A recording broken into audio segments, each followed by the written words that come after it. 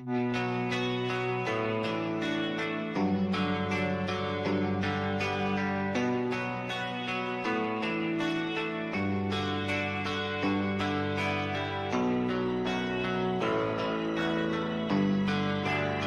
are you feeling? How long have you been here?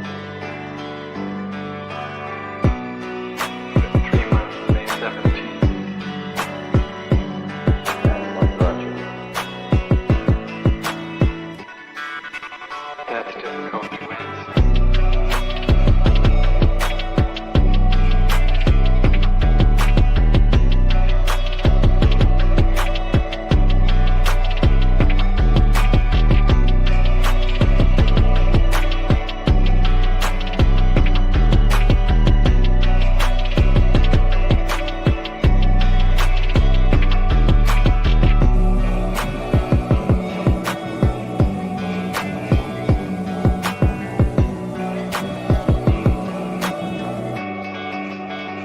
Some idea.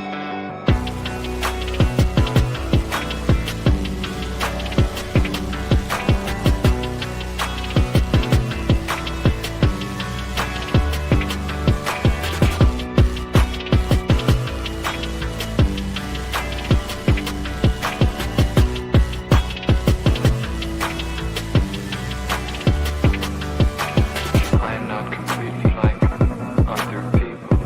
What do you mean by that? People dislike me because I am not completely like them.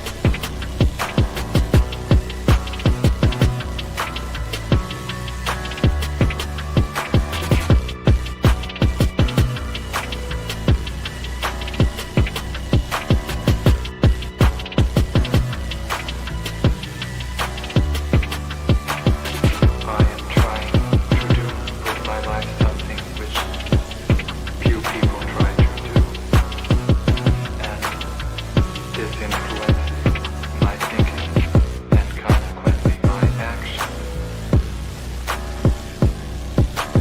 What is it you're trying to do with your life? Play the piano for people. I'm not clear. How is it that playing the piano for people has eventually resulted in your being here in the hospital?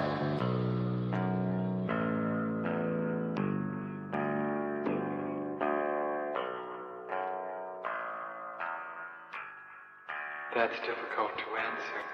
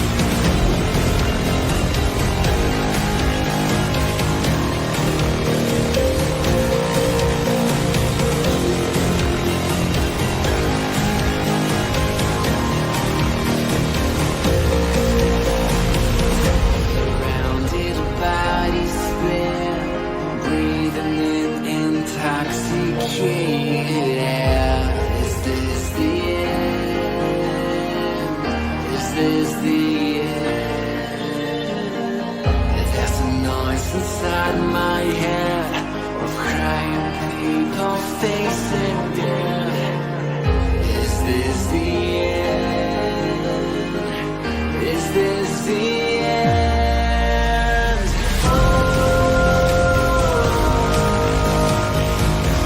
I'm burning in the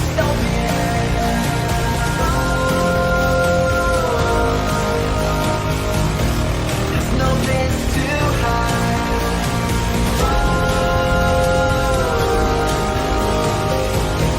I'm burning in the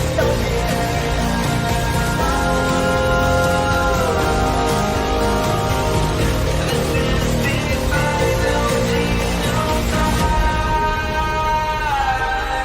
What have we done to the world?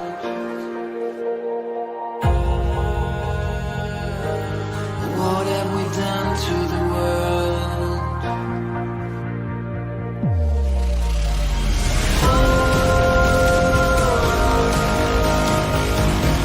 I'm burning in the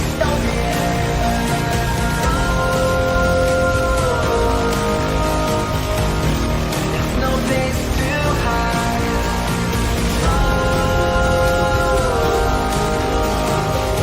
I'm burning in the this is the final Who the fuck is Karlyn? She's just some sweet lady. She's like in a knitting. She does like a knitting stream.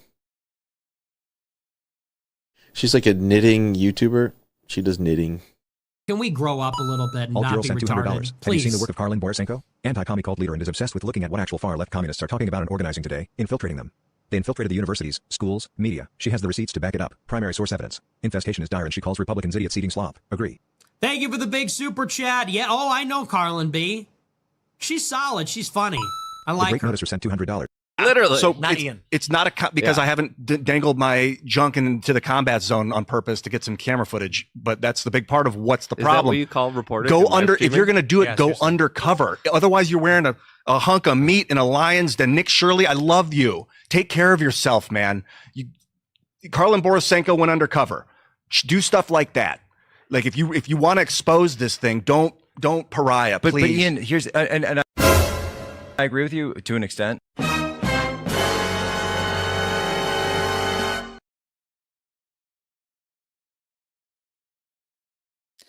What's up, everyone? What's up? What's up? What's up? I'm sorry to be a couple minutes late. I've had a crazy busy day. It's been nonstop. And I mean, one of the reasons, of course, that it's been nonstop is there is breaking news. And I had to run a bunch of errands today, but I did spend a bit of time, more time than I thought I was going to, trying to figure out what is going on with this group. Yeah, episode 500, breaking news. There was a terrorist attack that was thwarted. You know, it's a good thing. It's obviously a good thing that there was a terrorist attack that was thwarted. That's the good news. The bad news is, of course, always and perpetually, the right does not know what they are talking about when it comes to Antifa and the far left. And I you know what, like, I've really, like, obviously this is something that I talk about a lot. In terms of, like, if you do not understand your enemy, you have no shot of defeating them at all. And I've kind of just come around to the fact that the right has no actual interest in understanding what they're fighting. They have no actual interest. No one in the Trump administration has any actual interest. No one in the DOJ has any actual interest. No one in the FBI has any actual interest. No one in the conservative media class has any actual interest. There are no conservative organizations out there that care about anything more than clickbait. I honestly do believe this. I really, really do. I believe that we are completely and irrevocably effed when it comes to the conservative right, because the conservative right is so beholden to their narrative that they literally are completely unhinged from reality to an extent that it is actually effing retarded. It is actually retarded how badly all of them have analyzed this situation. All of them. Literally. I mean, it's just like, let's just start at the start. And listen, man, I don't mean to pick on Benny Johnson in particular. He was just the first one I saw tweeting about it this morning. You know, Benny Johnson, I don't expect Benny Johnson to be an expert in the left. But the reason he was posting this, look at this. The FBI has stopped a planned terrorist bombing in Los Angeles on New Year's. 4 suspects from, in all capital letters, a pro-Palestine extremist group are in custody. They're targeting 5 different locations. We are under attack. Well done, FBI. Well done, FBI. You don't understand what the fuck you're talking about, but well done. Well done. And of course, Benny Johnson was saying that because you got Pam Bondi here, who obviously runs the Department of Justice. After an intense investigation, the Department of Justice, working with our FBI, prevented what could have been a massive and horrific terror plot in the Central District of California. The Turtle Island Liberation Front, a far left, pro-Palestine, anti-government, anti-capitalist group, was preparing to conduct a series of bombings against multiple targets in California. Beginning on New Year's Eve, the group also planned to target ICE agents and vehicles. Well, that sounds like an anti-ICE group to me. And then we got Kash Patel here. Over the weekend, our FBI disrupted a credible imminent terrorist threat and arrested 4 individuals connected to the Los Angeles area. Blah, blah, blah, blah, blah. Turtle Island Liberation Front, a pro-Palestinian group. And on and on and on. And we know that the pro-Palestine narrative is the narrative that the right wants to have, because all of the fucking influencers are using, they were a pro-Palestinian group. Look, the Post-Millennial. I'm sorry, I was to understand that one of the head people at the Post-Millennial was Andy No, who is supposed to be some sort of expert in Antifa. Look, it's a pro-Palestine group arrested in this terrorist attack. Fox News, the FBI announced a foiled credible terror plot planned for New Year's Eve by a radical pro-Palestinian extremist group, which is funny because even Fox News here in this seems to actually have some sense that Turtle Island is not a reference to Palestine. Turtle Island is a reference to America. But still, you think this is about Palestine? Okay, all right. And I even got into a fight with this woman who wrote a whole fucking article for Legal Insurrection. And she said, the LA chapter has a literal video about being pro-Palestine. We'll talk about him in a second. Hey, do you know what else? Do you know what else they have? They also have a Twitter account in which they actually literally posted that they were Antifa. This is from the Turtle Island Liberation Front Twitter account, a post that was made in September.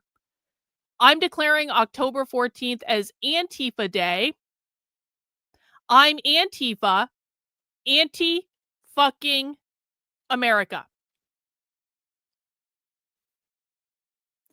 And that is because, folks, if you know the language of the left, literally that's not a parody account, that's the real account.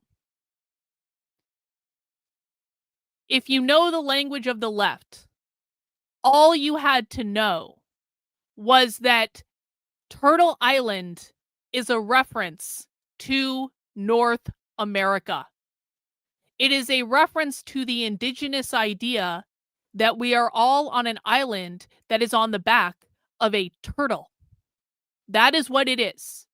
This is part of a land back movement that, if you follow my content about the far left, none of this should be a surprise to you, by the way, because we all know that when the left says capitalism, what they mean is private property ownership. One of the main issues that the left has is the stealing of collective indigenous land from the indigenous people and the privatization of it under the oppressive force of capitalism. The reason that the left doesn't like Palestine, and listen, pretty much every leftist group is pro-Palestine in some aspect, that doesn't mean this is the central point of this group. This group is an Antifa communist revolutionary group. Why aren't we calling it what it is? This is an Antifa communist revolutionary group, and I'm going to prove that to you in the course of today's stream. And it is mind-boggling to me that yet again, we are in this position where people on the right are claiming to care about the left, but they don't actually give a fuck beyond what they can use for clickbait content on Twitter. It is mind-boggling to watch the narrative be developed around this in real time. It's pro-Palestine, it's pro-Palestine, it's pro-Palestine, it's pro-Palestine, it's pro-Palestine. I wonder why they're pushing that narrative. I wonder why they've all focused in on the pro-Palestinian aspect when, in fact, there are literal posts from this group saying, hey, we're Antifa. We're Antifa, guys. We're anti-fucking America. We're communist revolutionaries that are trying to overthrow America. We're Antifa. Like, the left could not be holding up a bigger sign right now saying, we're Antifa. We are anti-America. Turtle Island literally means North America. It is a reference to the land that was stolen when America was created. Antifa's holding up a giant fucking sign saying, this is who we are and this is what we believe. And the conservative brain trust, led by Pam Bondi in the Department of Justice, led by Kash Patel in the FBI, led by all of the fucking conservative influencer sphere who doesn't know what they're talking about, ignored the Antifa bit, ignored all the anti-America stuff, and they went with, this is a pro-Palestine group. Okay. We're going to talk about that, but I just want to show you the Turtle Island Liberation Front Los Angeles Instagram page, which is still up at this point. Let's just do a scroll down this page. Just a little bit. And I want to show you guys something specifically. Oh, capitalism prevents liberation. Oh, wow. Capitalism can never coexist with liberation of our lands and our peoples. All who suffer under the greed of capitalist pigs and all who are occupied deserve liberation. We must rise up and fight back. Oh, wow. They have a whole anti-capitalism week at the beginning of November. Anti-cat, that doesn't seem about Palestine to me. That seems about capitalism. But the one I really liked was this post right here, Death to America. You're telling me this is a pro-Palestine group? They might be pro-Palestine, fine. Most groups on the far left are. But the reason that they are pro-Palestine is because they are a land-back revolutionary communist group in America. And the reason that the left is pro-Palestine has nothing to do with Israel and, well, has nothing to do with Jews, has nothing to do with Muslims. It has to do with Israel being the ones that stole the indigenous land from the Palestinians and privatized it under the oppressive force of capitalism. And by the way, they hate America for exactly the same reason as they hate Israel. You know, the reason that they're doing this whole pro-Palestine narrative is they're trying to lift up a narrative that has to do with anti-Semitism because that's all the right knows how to do. But in fact, the reason that the left doesn't like Israel is exactly the same reason the left doesn't like America, is they believe it is the product of colonization where the land was stolen from the indigenous people. And if you know anything about the language of the left, you know what this means. They're explicitly calling for death to America. Why? I'm old enough to remember several months ago when the Trump administration issued an executive order declaring Antifa a terrorist organization. Why isn't this group being charged as terrorists under that executive order? Am I asking too much? Why isn't this group being charged as terrorists under the Antifa as domestic terrorist executive order that the right made such a big deal about several months ago. Oh, we're going to click through the pages. Oh, don't you worry about it. Don't you worry about it. I've already screenshotted all this stuff too. When we say death to America and call for an end to colonization, it doesn't mean the displacement or harm of non-Indigenous citizens. Death to America means death to an empire, death to imperialism, death to societal structure that occupies Indigenous nations and allows the wealthy to rule through greed and oligarchy, while the working class become priced out of basic human needs such as food and shelter. The idea of displacing populations of civilians in order to create an ethno-state is the ideology of the colonizers. When we call for death to America and the reestablishment of tribal leadership over Turtle Island, that is a reference to North America. It is a call for revolutionary change in government. This group is calling for the overthrow of the United States government, and the right is like, they are pro-Palestine, guys. Like, I don't know what I don't even know what to say anymore.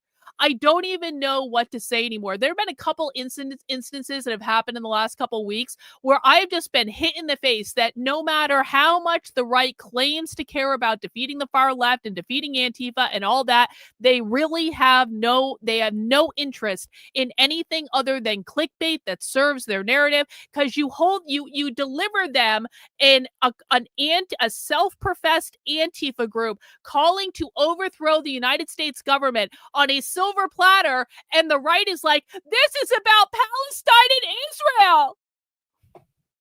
Okay. When colonizers call us violent for saying death to America, they are doing so because they can only imagine the world through their own violent lens. They cannot imagine or fathom the idea that people of any background would be welcome to stay because they themselves do not embrace diversity. Death to America, death to colonizers, death to capitalism, death to imperialism is not violence. Support of these structures is. Pretty fucking clear. It's pretty fucking clear.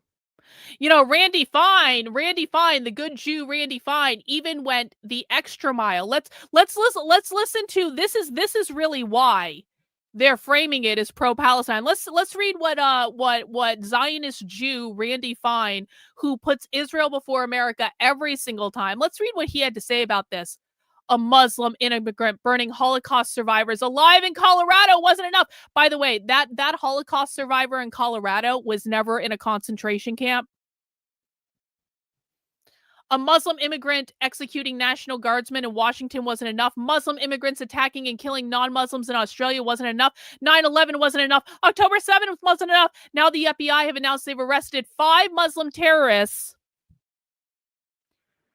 They weren't even Muslim, by the way,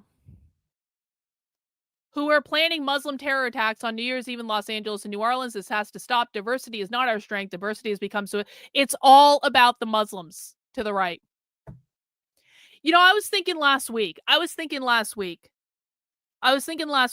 like, the right is so committed to this anti-Muslim shit because of Israel that they are willing to watch the country completely burn down around them in order to build up their anti-Muslim hysteria. And by the way, I don't like Islam.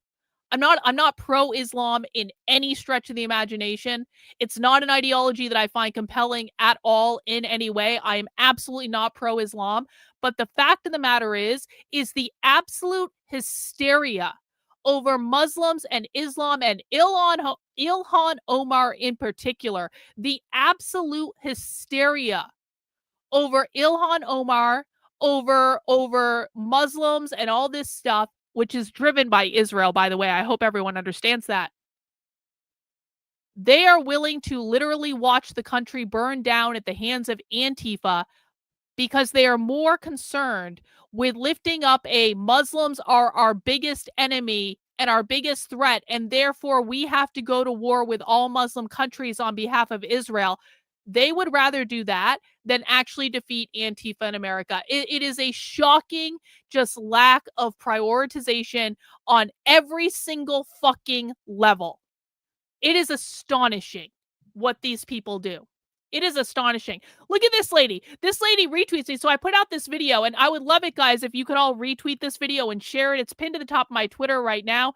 It's literally a 1-minute video in which I say, this is not a pro-Palestinian group. This is an Antifa group. Some of you may have seen it. I posted on my YouTube channel a little bit earlier. If you guys could all retweet that, quote tweet that, bookmark that, like that, reply to that, that would be pretty great. So I basically put all this stuff out in a very succinct 1-minute video, and I said, this group is self-declaring that they're Antifa. They're telling you they are Antifa. Conservative shill I'd never heard of pops in, and Mary here, I don't know, I'm sure Mary is a very nice lady. She looks a little bit Jewish, which is probably the problem. But but Mary is a writer at a group, Legal Insurrection. They literally have a video about being pro-Palestine, Karlyn. They have a video about being pro-Palestine. I don't know why you're questioning this. Okay, well, we'll watch the video, Mary. We go over to Legal Insurrection's website. Members of pro-Palestinian group arrested for allegedly plotting New Year's Eve bombing. Thank you for the super chat. I do appreciate it.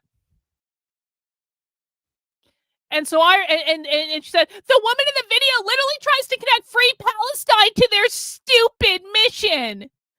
Do you want to know why? Let me see if my chat is smarter than the conservative brain trust. Let me see if guys, before we even watch the video, and the video is at the top of their Instagram page, and I have no problem watching it. Before we even watch the video, does anyone in the chat want to try to take a guess about why the Turtle Island Liberation Front connects Free Palestine to what they actually care about, which is abolishing capitalism? Does anyone in the chat want to explain to the conservative brain trust why this group says things that might seem pro-Palestine, even though that isn't their core issue? Because they believe Israel are colonizers. Yup, that's part of it. Does anyone want to say more?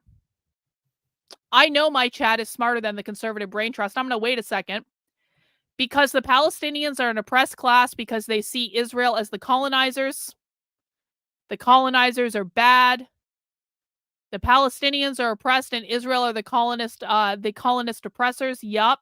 Colonization that upholds capitalism. Colonization is capitalism. Colonization is the privatization of the land. It is the theft of the indigenous land and privatization under capitalism, because capitalism is the oppressor, you retard. Because intifada, communism, worldwide, intifada means worldwide socialist revolution. It does not mean kill all Jews. It means worldwide socialist revolution. No one is liberated until everyone is liberated. Israel are the colonizers. Israel is the evil capitalist that took the Native Americans' land. Capitalism upholding the oppression of the Palestinians. Israel represents capitalism, just like the United States represents capitalism. Yeah, exactly. Exactly. But let's watch that video. Let's watch that video that Mary there was so excited, because this one right here, it's right at the top of their Instagram page. No issue showing you guys the video.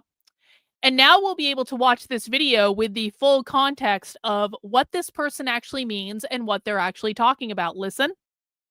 Oh. We're learning Palestine is the true name of Israel, right? Israel was creation in 1946 by the Zionists.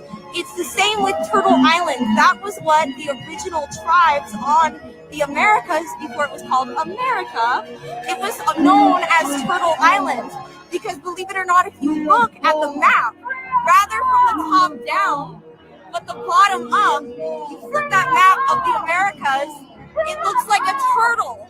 And so that's what the natives called it, was Turtle Island. So that's the decolonized name of the Americas. And Turtle Island Liberation Front is looking for reparations and land back for these indigenous groups in which the land was usurped. Many people think it's so far removed, but I have many comrades who are Native American and have stories of just their great-grandmother being put in residential schools it's still impacting the most recent generations. It's not as removed as people think it is. So, land back today, for tomorrow, and forever. Land back.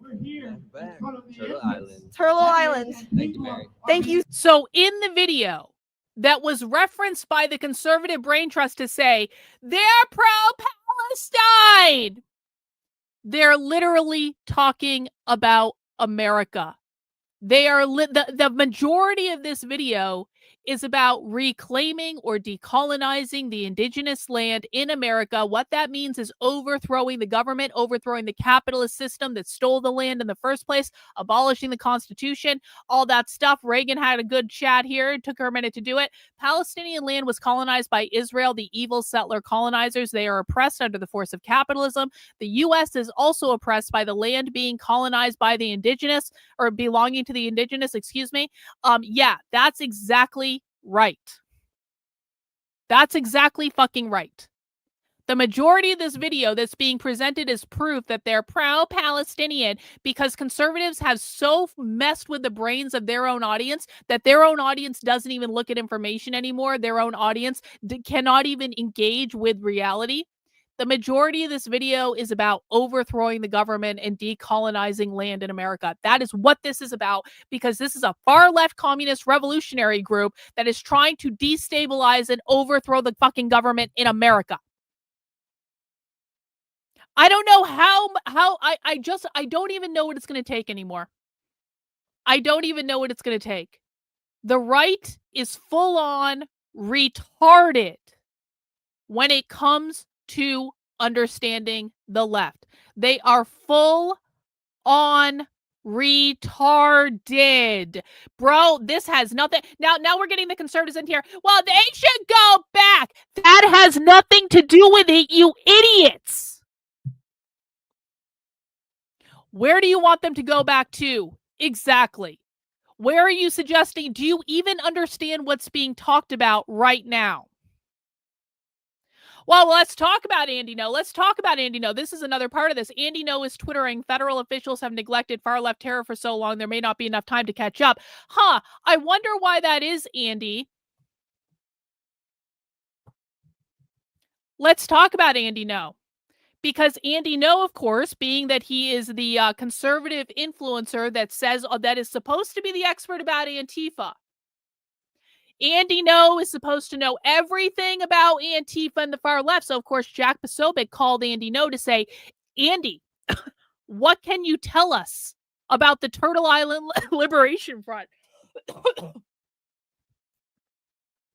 So let's see what Andy No had to say about the Turtle Island Liberation Front just this morning. Live here, Human Events Daily on Real America's Voice. I want to bring on now my colleague, Andy No. And it's been far too long since I've had Andy No on air, senior editor over at the Post Millennial. He also writes No Comment, the Substack. Andy, how are you, my friend? I'm all right. Thanks for having me on, Jack. So, Andy, talk to us about, and you've done so much work here, talk to us about this Turtle Island Liberation Front, far leftist group. They were planning attacks on Los Angeles. This is a known group. Walk us through what your investigation has revealed thus far. So all their social media as of right now is still currently online. They were very active in putting out their propaganda, and I would call them an Antifa-style group. Their ideology appears to be more in the vein of communist revolutionaries, anti-Americanism. Nothing particularly new that we've seen. I guess what is particularly new is the brazenness of allegedly planning multiple bombings across Southern California. But looking on their propaganda, you can see what the ideology is, which is calling for violence against the U.S. government, violent revolution in the name of a number of causes for Palestine, for so-called decolonization. So they're, in their own words, as of right now, you can go on Instagram and see what they say. They urge violence. They call for the death of ICE agents. And I'm still reading through the federal. Bro, See, here's what we're gonna. The communists gonna beat us. We're gonna defeat the communists. Communists gonna last a day again. This is where we're gonna have all the conservative retards coming in and trying to puff out their chests and act like big fucking tough guys. The communists are kicking your ass, dude. They're kicking your ass every single day. They own your fucking children. They own the public schools. They own almost every institution in America. Yes, they're kicking your ass, and it's not even close. And the fact that you don't even know about it, that's part of the problem, bro. Like, you're losing, they're winning. Congratulations, you know nothing. Criminal complaint. There's been 4 individuals who have been arrested so far. I believe the 5th person was also arrested, and at least one of them is transgender. So that's also not particularly surprising. It's Triantifa! It's Triantifa! It's Triantifa, guys!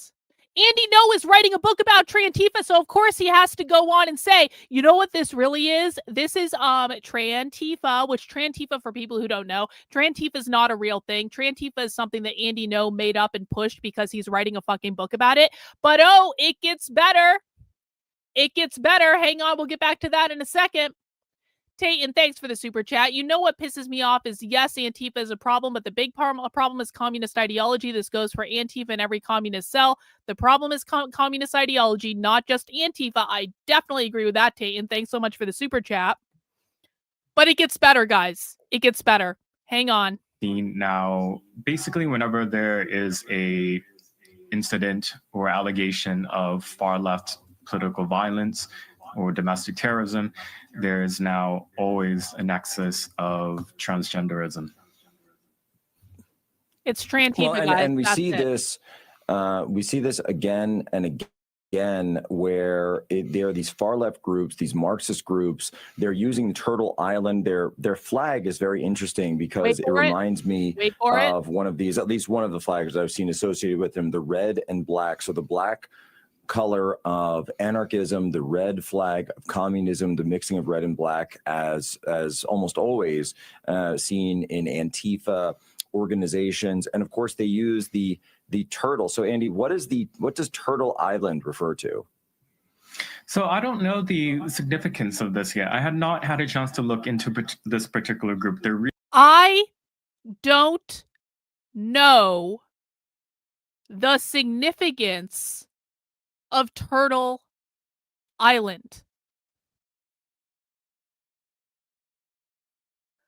I'm sorry. I was to understand that Andy No was the #1 Antifa expert in the history of fucking Antifa. I was to understand that there was no one who knew more about Antifa than Andy No. Yeah, Andy, I don't know.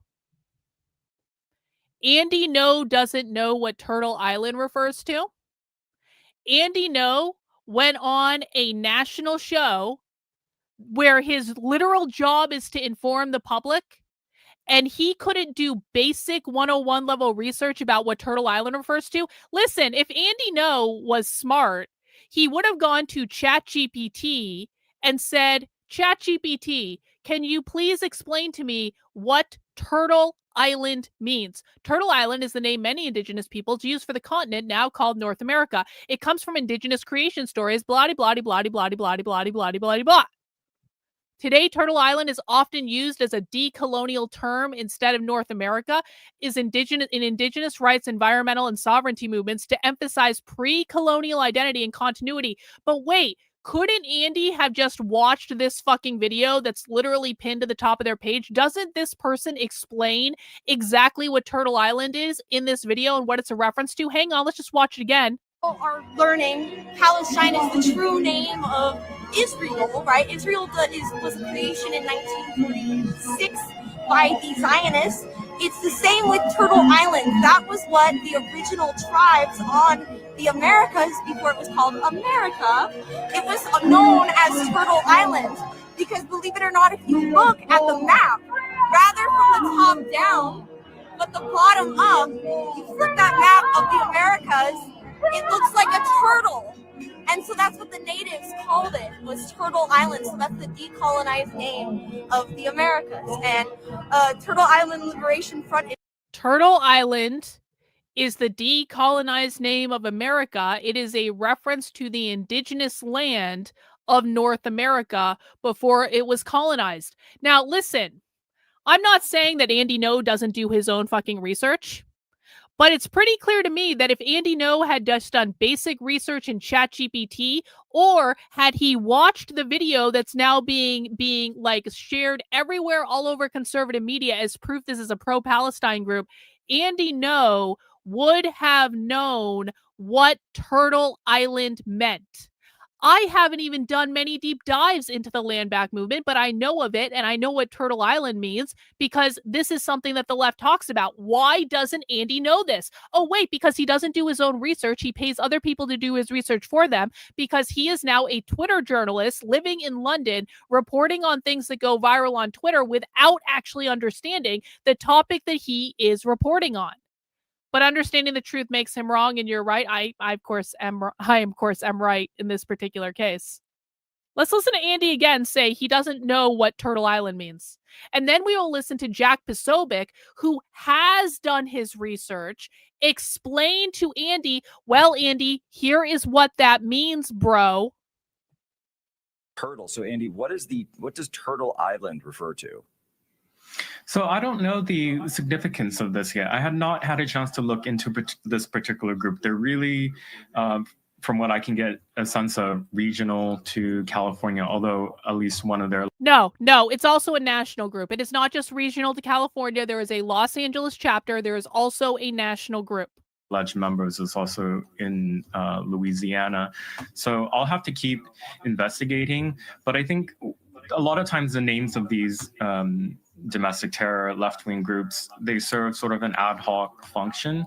I described this group earlier as like Antifa in style because, as you can mention, their color palettes, their symbols, their language, but the name itself doesn't have Antifa in it. And that's usually how we see a lot of these Antifa groups organized. Wait, that talking point sounds rather familiar to me. Who has been running around the internet for months saying, hey guys, did you know that most Antifa groups don't actually have Antifa in the title? So familiar, that talking point, Andy. So familiar. I've never heard Andy No talk about how most Antifa groups don't have Antifa in the title. Andy, if you want me to do your research for you, then you should be paying me, bro. Take on names that sound very innocuous or as a dog whistle for something else. Usually whenever we see anything that includes Liberation Front in it, there's been a number of Antifa groups that have adopted that into part of their name, like the Youth Liberation Front. They were involved in organizing the violence and riots during the 2020 after George Floyd died.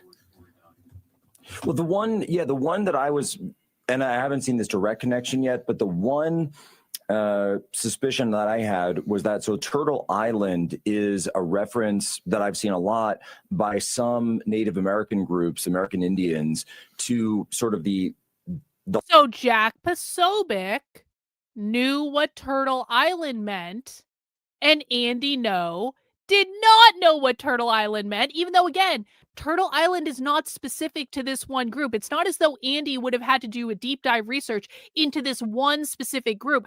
Turtle Island is used all over the far left in terms of this land back stuff. Like, it's a very, very common term. And the fact, again, that Andy No had no frame of reference for what Turtle Island means, it's like a mind-boggling level of incompetence, guys. But remember, the right cares about meritocracy, which is, of course, why they're asking someone to define things that doesn't know basic 101 level stuff about the left. And listen, Andy wrote an excellent book about Antifa several years ago. Andy did do on-the-ground journalism about Antifa many, many years ago, but I'm sorry. I know people don't like me saying this. Andy No has completely checked out of anything related to being educated on what the far left is doing at all. And the fact that he continues to be held up as the supreme knowledge expert of what Antifa and the far left is when he doesn't know basic 101 level information and has to have it explained to him by Jack Posobiec on stream because he didn't bother to even chat GPT that shit before he went on a show.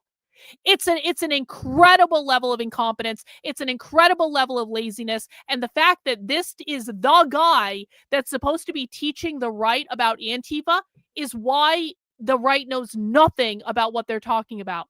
Thanks, Tate. And this goes towards Victor's Christmas present. I appreciate that. I appreciate that. Don't let her spend it on stouts. No, I already got Victor's Christmas present. He's getting a good Christmas present too. I'm not going to tell you what it is.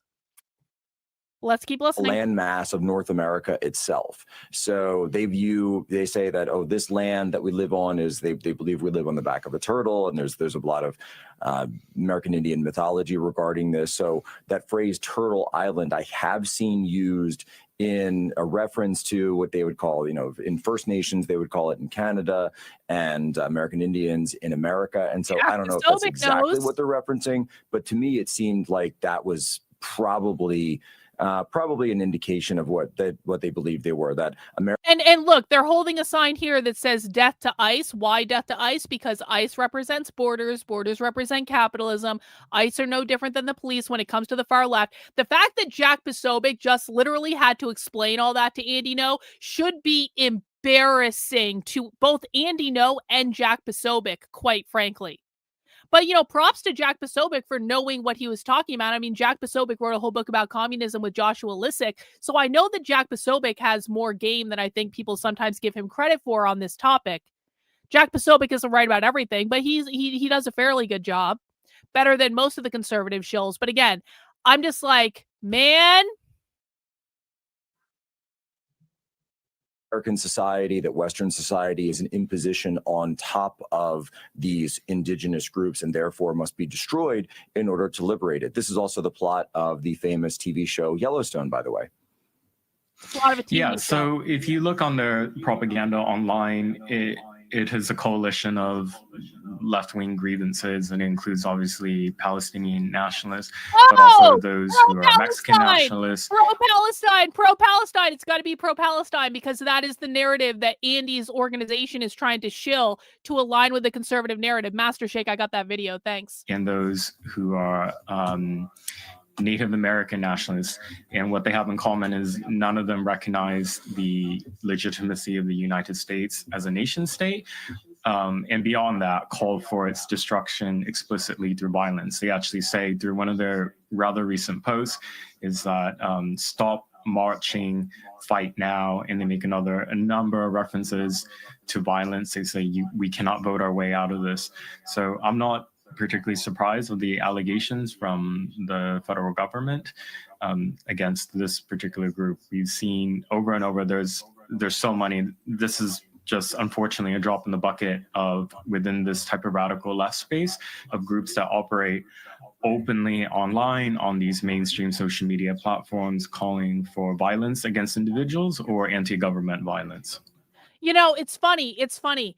Did Andy's answer to any of you guys, did Andy's answer sound kind of like the bullshit answer that you would give on the test when, like, you've been going to class and you've been listening, but maybe you didn't really study for the test?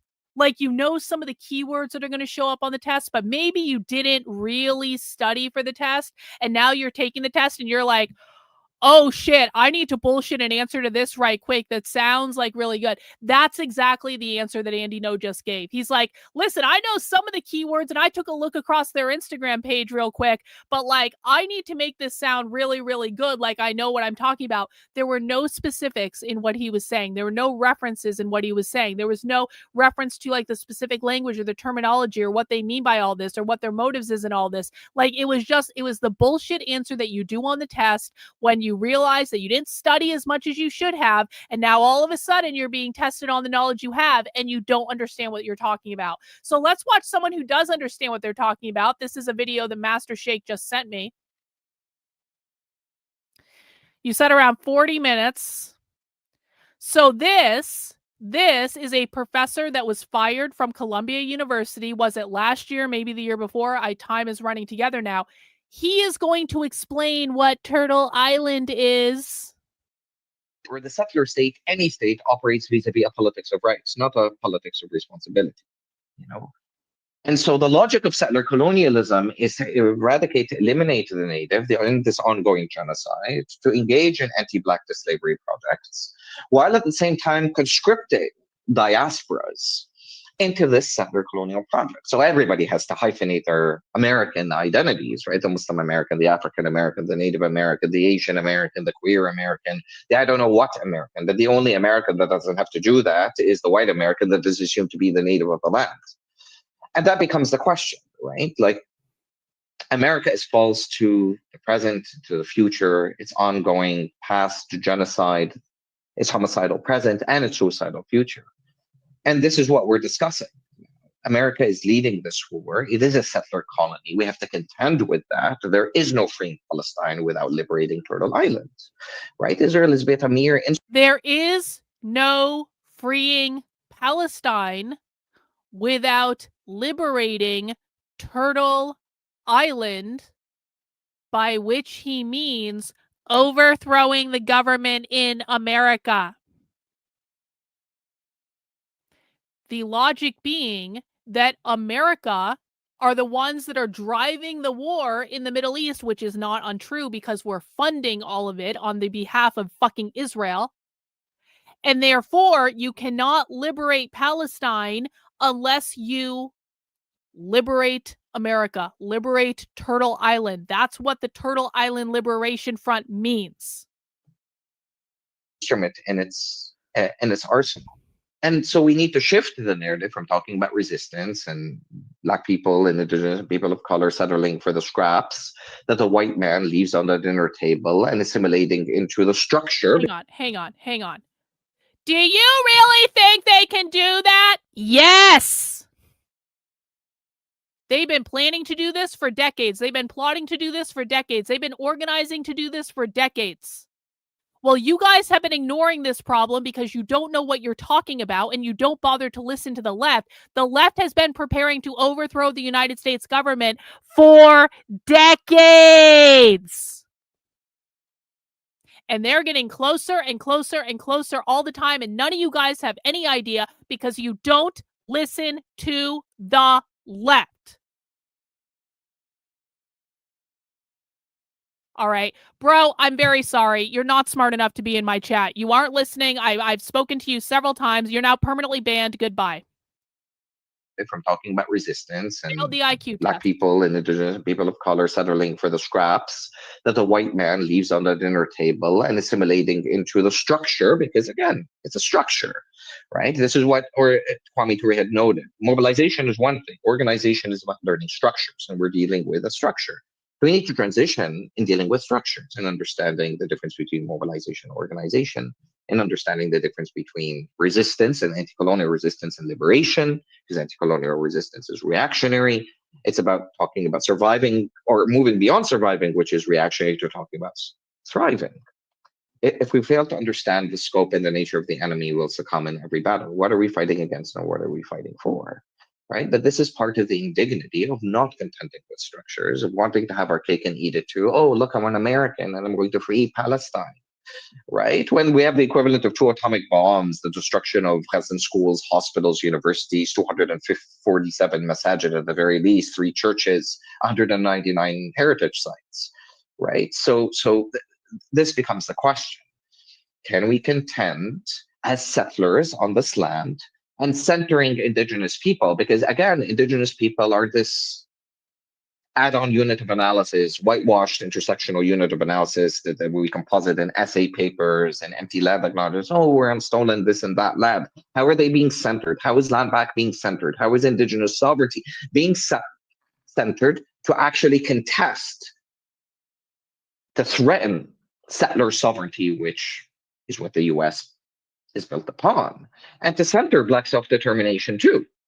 So this becomes the question. Right? My choices will not be, as a settler of color, between, again, a Zionist Wahhabi crusading alliance on the one hand, and on the other hand, the set of totalitarian regimes that mobilize Islamophobia against the Uyghur, or against the Rohingya in the context of Myanmar, against Dalits and Kashmiris in the context of Hindu Tava India, and certainly in the context of Palestine. Like, these are not going to be my choices. So this is what we're talking about here, insofar as Are we willing to contend with the monsters in the mirror? Are we willing to take up responsibilities towards indigenous people, towards our black siblings? Are we willing to get to know one another on the ground, on the streets? And that's hard. That's not easy because that involves actually developing an ethics of conflict resolution or disagreements, what is known in Islam as usul ikhtilaf. That means investing and breaking bread and getting to know one another insofar as usul al-diyafa and the politics of friendship and hospitality that is between us. The left tears each other apart, right? And this is why we keep on moving from one thing to the other. Oh, Tahrir. Oh, the anti-war protests in Iraq and Afghanistan. And we don't seem to transition again from mobilizing to organizing, where we have right now a bunch of conservative Muslims that, again, are anti-CRT or queerphobic or this and that, right next to queer Muslims, right next to anti-Zionist Jews, right next to anti-religious leftists, right? Based on myopic experiences with Christianity, whitewashed experiences with Christianity, and everybody's yelling free, free Palestine. What are the conditions, organizational conditions upon which this free Palestine will manifest? And what kind of a free and liberated Palestine? Within 1917, 1948 borders that were contrived by British colonialism and imperialism, because I reject that.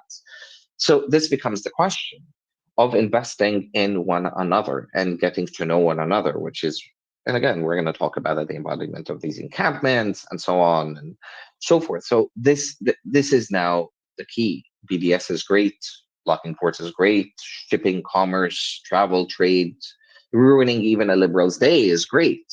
But where are the construction of alternatives? And this becomes the question. Revolutions are about practical questions and the construction of alternatives. So this is what it means by contending with the microfascisms of the self and the very situated land, the stolen land, the ongoing genocide that we're living on right here, right now. Because, yeah, there is no liberation of Palestine without here. We're living a fantasy. There is no liberation of Palestine without liberation of Turtle effing Island, which means America.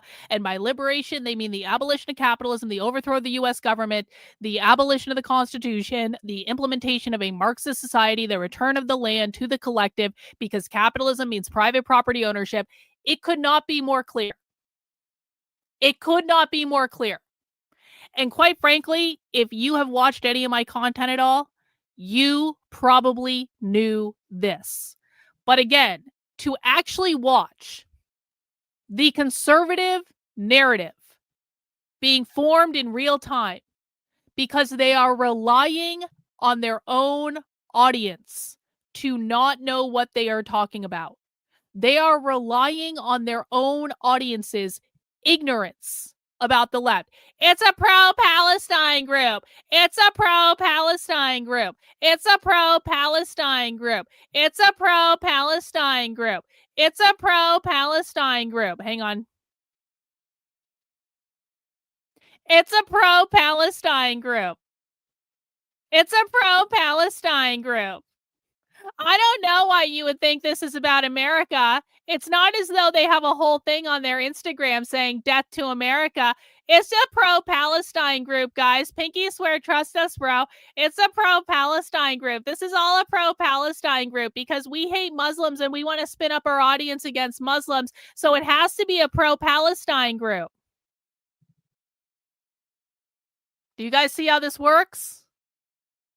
Do you guys see how this works? They are putting out a narrative.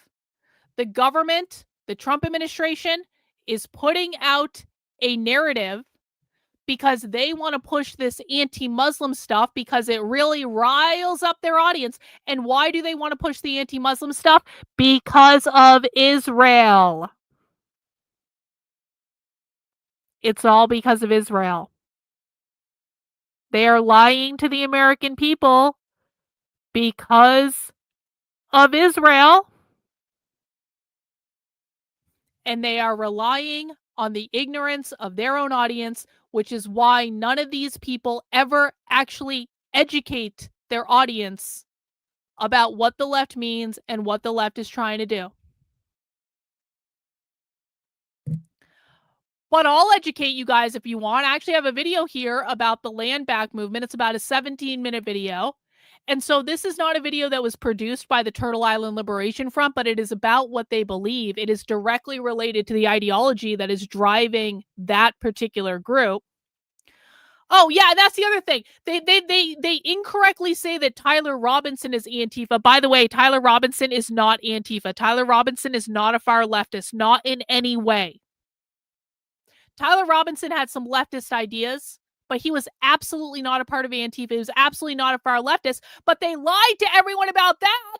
Charlie Kirk's killer is literally Antifa. We have to create a domestic terrorist order around Antifa. And by the way, I'm not opposed to them making Antifa a domestic terrorist group, but like the first chance that they have to really do a high profile thing where we're like, we're going to charge these people as domestic terrorists. Did they charge these people with domestic terrorism? No.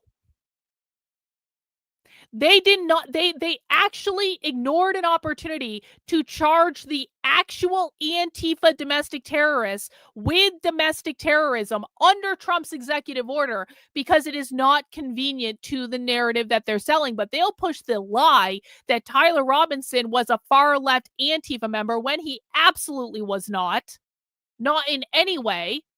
It is infuriating. It is infuriating. So, whatever. There's nothing we can do to help these people because these people don't want to be helped. They want to lie to the public. They want to make money off of clickbait where they're lying to the public constantly about what's going on. They're all completely aligned in the lies that they are telling the public because they rely on the ignorance of their own audience. So if you don't want to be ignorant, you can come to my channel. We're going to watch this video about the land back movement. We're going to analyze it. It's only about 18 minutes long, so it's relatively short video. I do want to remind people that if you want to support the work I'm doing, the very best way to do so is by heading over to Substack and signing up for a membership. $8 a month, $80 a year.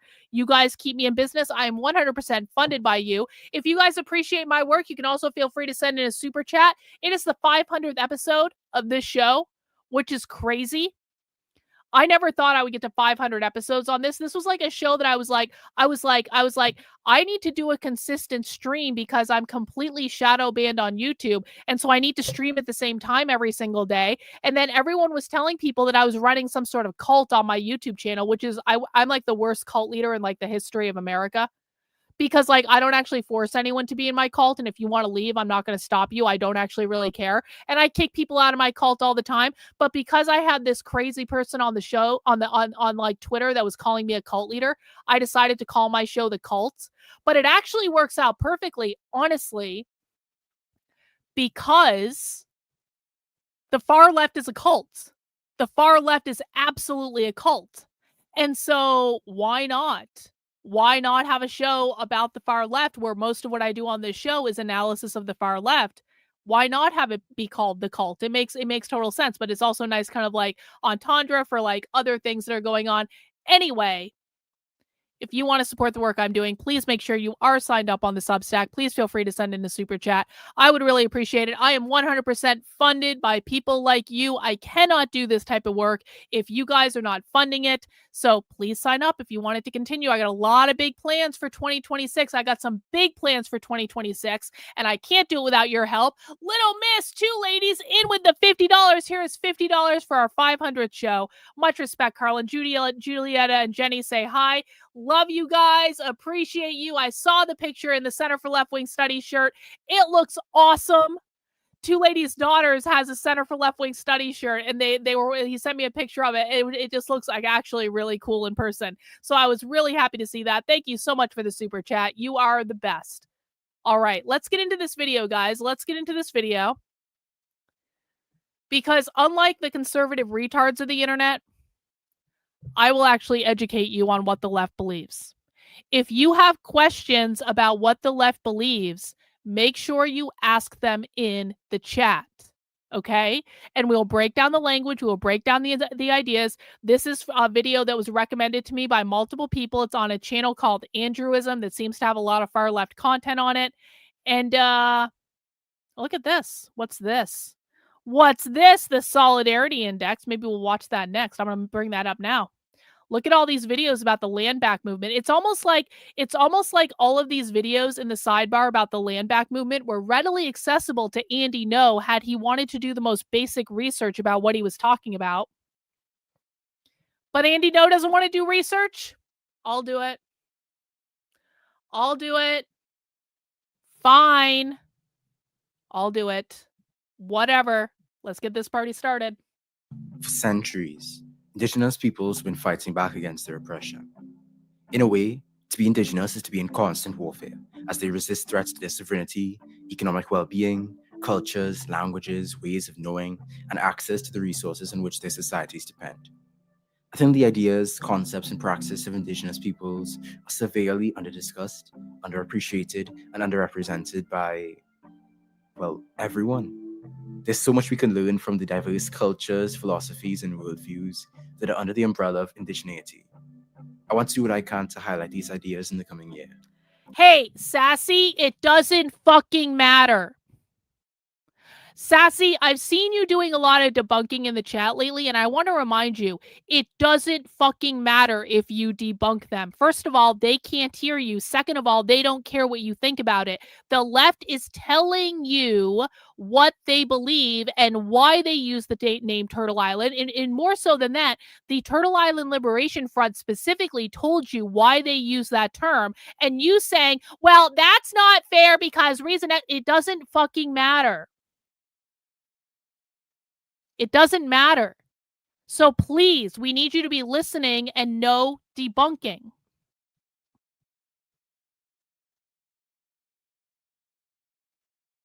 Hang on. Juan, thanks for the super chat. Congrats on 500 episodes. Karlyn, classes in session. Take note, folks. Hey, I appreciate that. Wait, did you do something? Are you the person I banned earlier? What did you do and what do you want me to do about it? You're saying you're sorry. Are you the person that I banned earlier? Are you on another account? Listen, bro. Listen. Tell me what you did, and if you tell me what you did, I might unban you.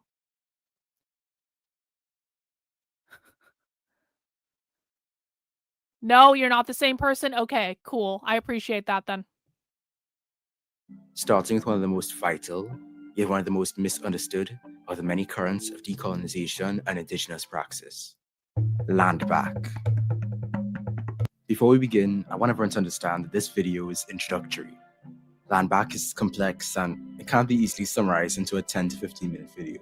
So just keep that in mind. Well, hang on. Do not do this bullshit. You know, I never talk, and now you know why I never talk, because Karlyn is such a meanie. No. If you watch my videos, you understand the position on this, you understand what we're doing on this channel, and you are making the decision to break the rules. You are making the decision to go, like, if you can't take me politely reminding you that you're breaking the fucking rules that you damn well know about, then maybe you should just keep quiet. But you've been around long enough to know better. It's so mean. I'm just gonna sit here and be quiet. Do you know how pathetic that sounds? Like, if you can't deal with me, you cannot deal with the far left. So grow the fuck up, please. Thank you, Bugman, for the $10. I appreciate it. To understand land back and what's back, we need to understand settlerism, colonialism, or more simply, settler colonialism. Settler colonialism is an ongoing project by settler states like the US, New Zealand, Australia. Feel free to type Canada, it in. I'll show it. Israel, just and type it in a others. normal chat. It involves external. Hang on. We need to listen to that again. Land back is complex and it can't be easily summarized into a 10 to 15 minute video. So just keep that in mind. To understand land back and what's back, we need to understand settlerism, colonialism, or more simply, settler colonialism.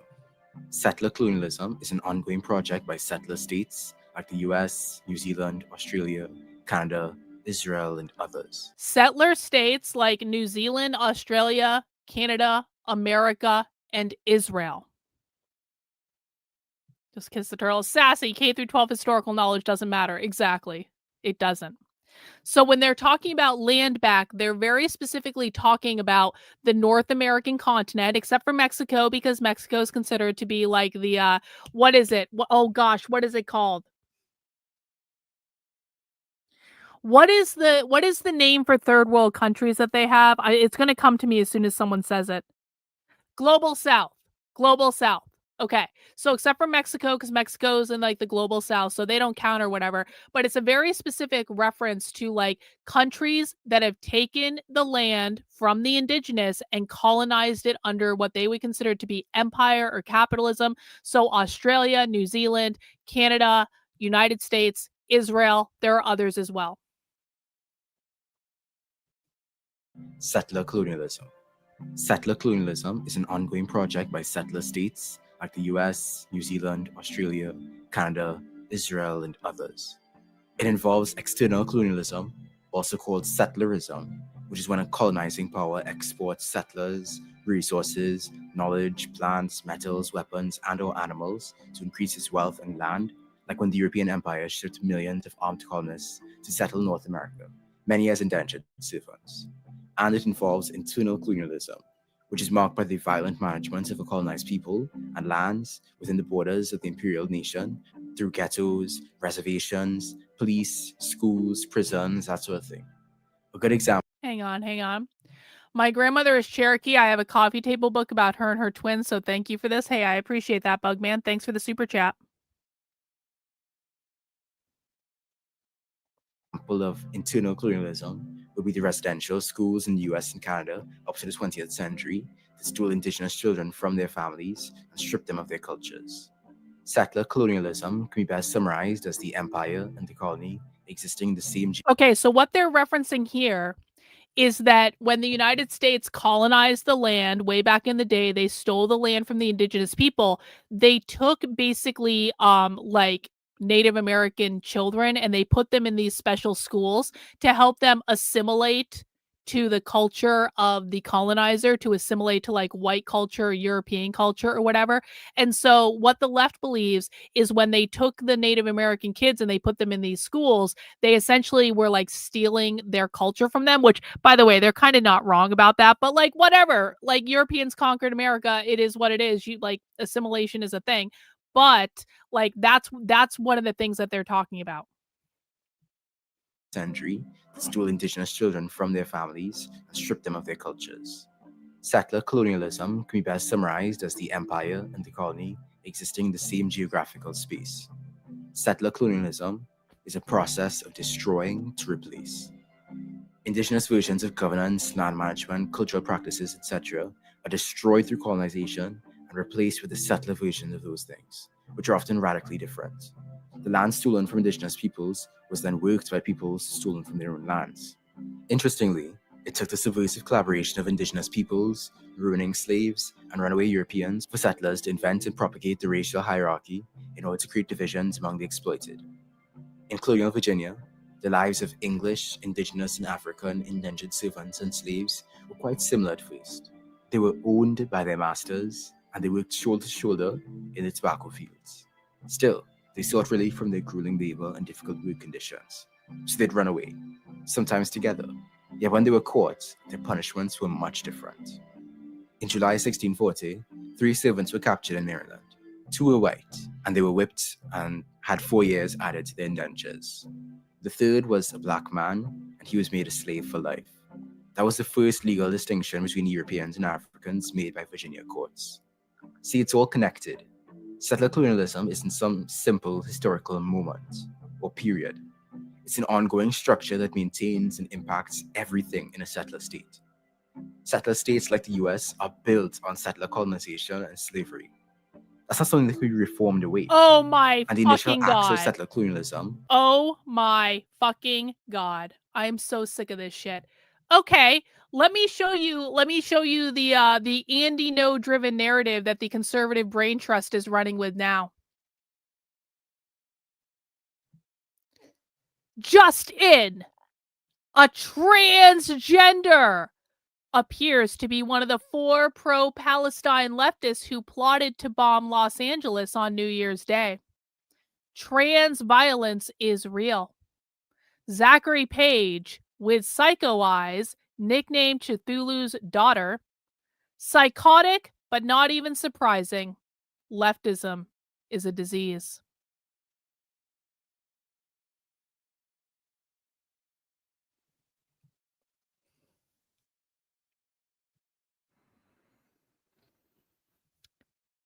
The hatred that I have for these Zionist bullshit artists on the right is so much more severe than the hatred I have for the left. And I say that because, like, the left, at least, the left has values, the left organizes, the left produces content, the left is creative. Now, I don't like their particular brand of creativity, and I think their ideas are psychotic, but at least the left believes in something.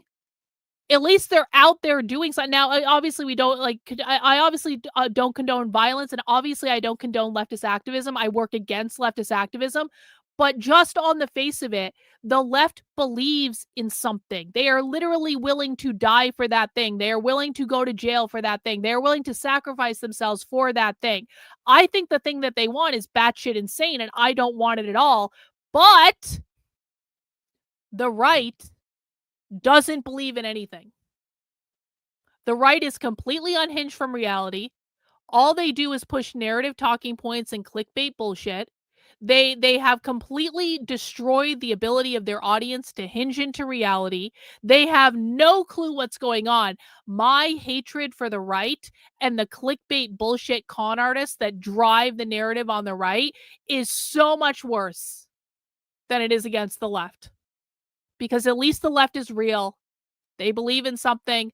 I don't agree with their ideas. I will do everything I can to fight against their ideas, but I'm not going to make shit up about them in order to do that. I'm going to hinge into reality and actually connect with what do these people actually think in the real world.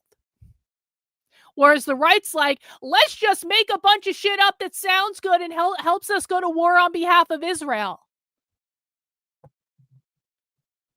It's maddening. It's really and truly maddening. What laid the foundation for its current acts. It took, for example, the eviction of Oregon's indigenous peoples to give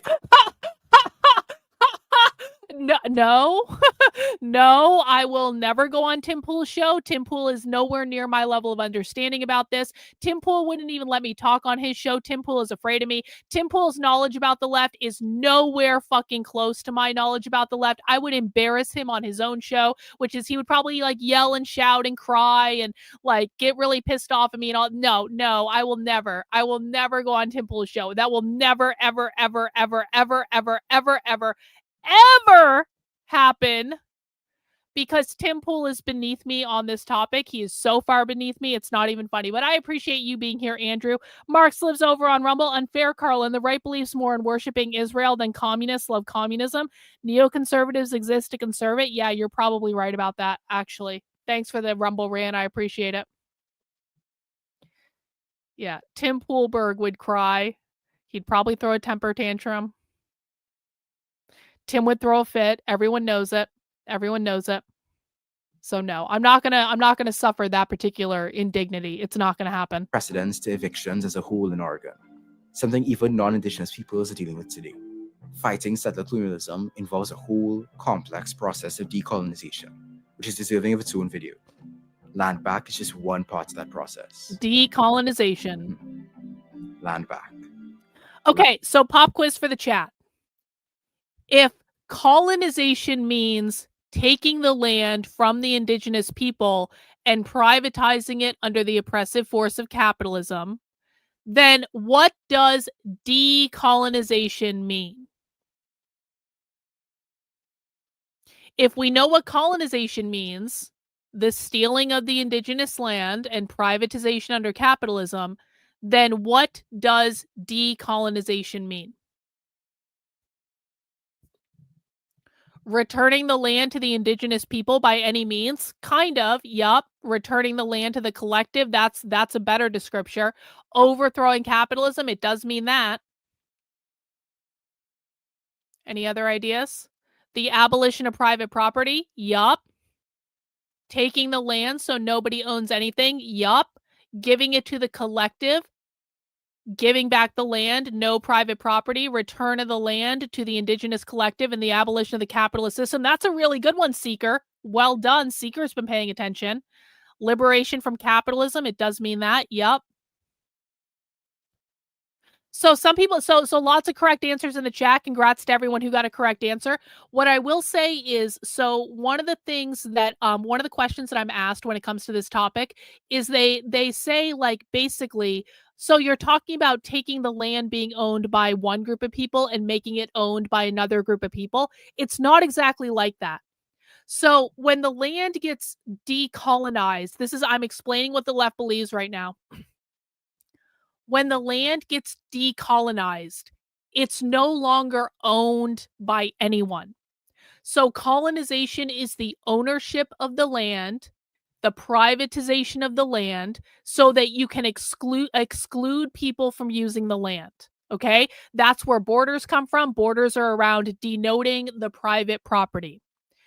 Decolonization does not mean you are transitioning the ownership of the land.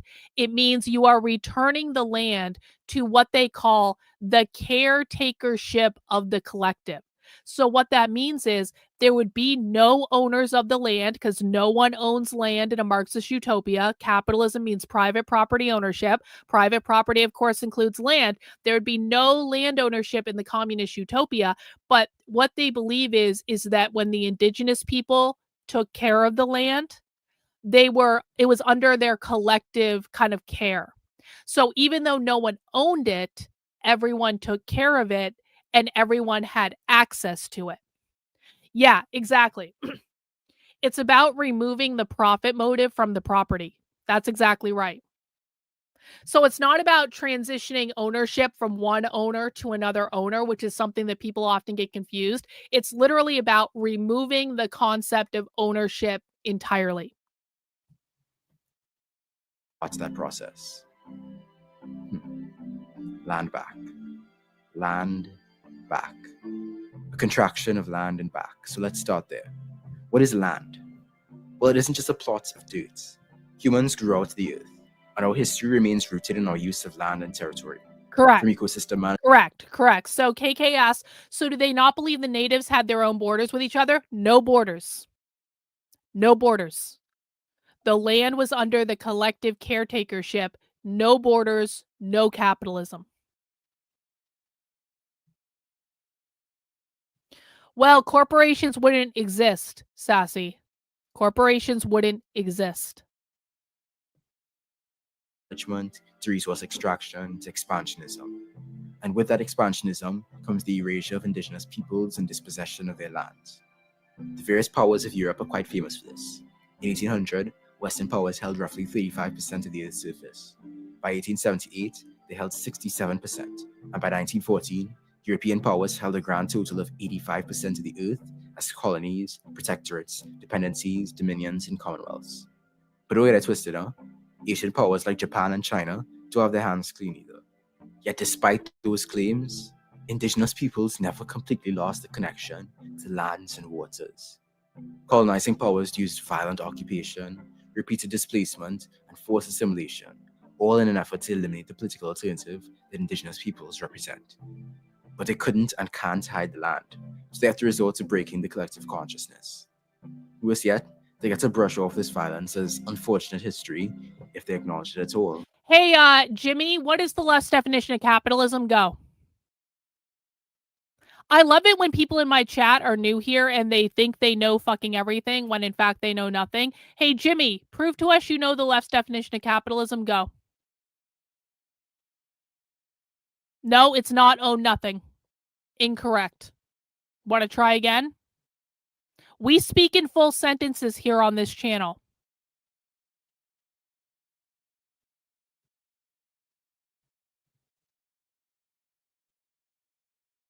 Come on, Jimmy. Speak in a full and complete sentence. Explain to us what the left means when they say capitalism. In a full and complete sentence. Oh no. Jimmy just got permanently banned from the chat for breaking the rules about not being a dick. Oh, I'm sorry, Jimmy. Not smart enough to be here. Go away. Goodbye. While ignoring the very present violence. Take, for example, the Wet'suwet'en Nation, who are facing eviction from their lands and poisoning of their water by the Coastal GasLink Pipeline Company. People get confused about what we want as Native people. It's like, what do you want? It's just like land back. But it's as simple as possible. I don't need any reconciliation. I don't want money. I don't want I don't want programs or funding or whatever. Just land back. Land back. It's funny though, when I said that to my dad, you know, to get San Watsodan people, if you tell them about land back, they're like, we never lost the land anyway, which is true. When such discussions about land back are had, it's simplified to, oh, they just want to own the land. Except land is more than just land, more than just property or a means of accumulating capital. It's a stark contrast between settler colonial and indigenous people's conception. Land is more than just a means of more than just property or a means of accumulating capital. Hey, Jen, thanks for the super chat. What is Antifa's point of view when it comes to squatters' rights, for example? Because I bet they'd be for it. Oh, Antifa and the far left is the reason that squatters' rights exist. That's exactly right, Jen. So the left's definition of capitalism is private property ownership. Private property includes your ability to own a home, your ability to own land. It also includes your ability to own apartments that you rent out as a landlord. To the far left, the landlord is like the enemy. This is why there's so many tenant rights groups on the left. By the way, the tenant rights groups are how they're organizing all of their anti-ICE protests, is by going through the tenant rights groups and organizing within communities. But yeah, they organize against landlords. They don't like landlords. They don't want landlords to exist. And squatters' rights are a specific example of the left trying to abolish private property, which is basically taking away the rights of the property owner when it comes to the apartment that they're squatting in. So really good point. I appreciate it. Land is more than just land, more than just property or a means of accumulating capital. It's a stark contrast between settler colonial and indigenous people's conception of land. In settler colonial societies, the relationship to land is based on ownership and exploitation. Private property is accumulated and dominated by individuals, the bourgeoisie, to be exploited. But indigenous peoples see land as a whole social relationship to which all living and non-living beings belong rather than own. Oh my God. Settler policy seeks to replace those relationships and the full sovereignty of... I know I keep going back to this, but we have another breaking news update, guys. Breaking news. Far left. They were Palestinian terrorists.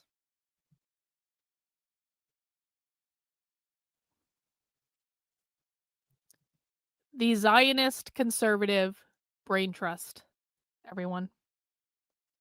The Zionist conservative brain trust. We are so fucked. We are so fucked. It's not even funny. Individuals, the bourgeoisie, to be exploited. But indigenous peoples see land as a whole social relationship to which all living and non-living beings belong rather than own. Settler policy seeks to replace those relationships and the full sovereignty of indigenous peoples with domination via municipal puppets, corporate development, and patriarchal politics. Indigenous connection to the land goes deep, as though the land owns instead of just the land is owned. That connection can't be taken, stolen, or given back. And it's a connection that settlers, people who engage in settlerism, do not have. Land back, more significantly, is about how we relate to the land, how we relate to each other through it, and how it defines us. Land isn't just a place. So what about the back part of land back? Well, it isn't simply signing some documents and giving indigenous peoples legal rights over the land as private property. Like I said, those concepts didn't exist prior to colonization. The concept of private property did not exist prior to colonization. That is because prior to colonization, prior to the Europeans coming to America and conquering the people here, because we conquered. That's why America is America. I'm very sorry if people have an issue with this, but like, we saw something we fucking wanted and we took it. And that is the legacy of the European. We fucking conquered.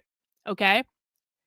Prior to Europeans coming to America and conquering the land and the peoples here, there was no such thing as private property ownership, because the perception is that prior to that happening, the land was under the collective caretakership. So it wasn't owned by anyone. Ownership and private property was something that was introduced by the European settler colonists. Does everyone understand? Yeah, if not for Europeans, everyone would still be living in a teepee. True. Well, it isn't simply signing some documents and giving indigenous peoples legal rights over the land as private property. Like I said, those concepts didn't exist prior to colonization. The back part also can't remain returning to pre-colonial conditions either. As Franz Fanon discusses in Direction of the Earth, there is no way to return to a pristine pre-colonial time. Decolonization isn't about going back to the pre-colonial, and it isn't just focused on indigenous peoples either, the colonized. Decolonization must also involve the colonizer deconstructing the cultures and ideologies that maintain that domination and colonization. It's not that colonizers have to be deported, it's that they can't continue to engage in the whole settler colonial system. The back part means a reassertion of sovereignty and consent. No more pipelines, no more police, no more fraud treaties, no more colonial institutions. That's what it'll take to eliminate the settler state, the complete and total dissolution of the colonization that props it up. Land back is about ending the violence inflicted not only on indigenous peoples, but also on Mother Earth. Only 5% of the world's population is composed of indigenous peoples living on their ancestral lands. But these people protect 80% of the planet's Hey, thanks for the member chat. I really do appreciate it. The evil Euro invented indoor plumbing. How dare he? Yeah, exactly. How dare they? biodiversity, the heart and health of the earth itself. These people and the non-human life they exist with are under threat by state and capital. Landback seeks to challenge that, reasserting... Listen. These people and the non-human life they exist with are under threat by the state and capital itself. These people and the non-human life they exist with are under threat by state and capital. Landback seeks to challenge... They don't care. Does the right ignore the fact that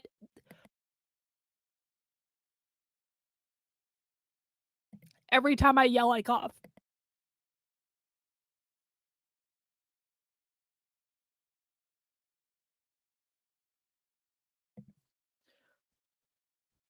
I don't want to hear any more debunking of the left if you are not going to go after the right for lying to their audiences. Excuse me, does the left ignore blah, blah, blah, blah, blah?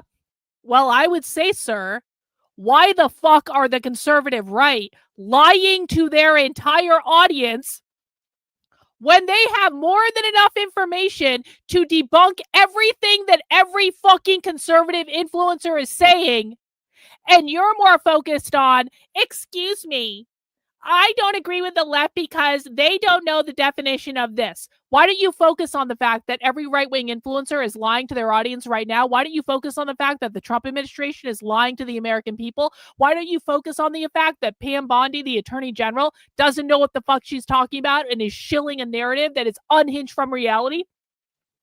Why don't you focus on the fact that Kash Patel, who is the FBI director, doesn't know anything about the groups that he's claiming to fight?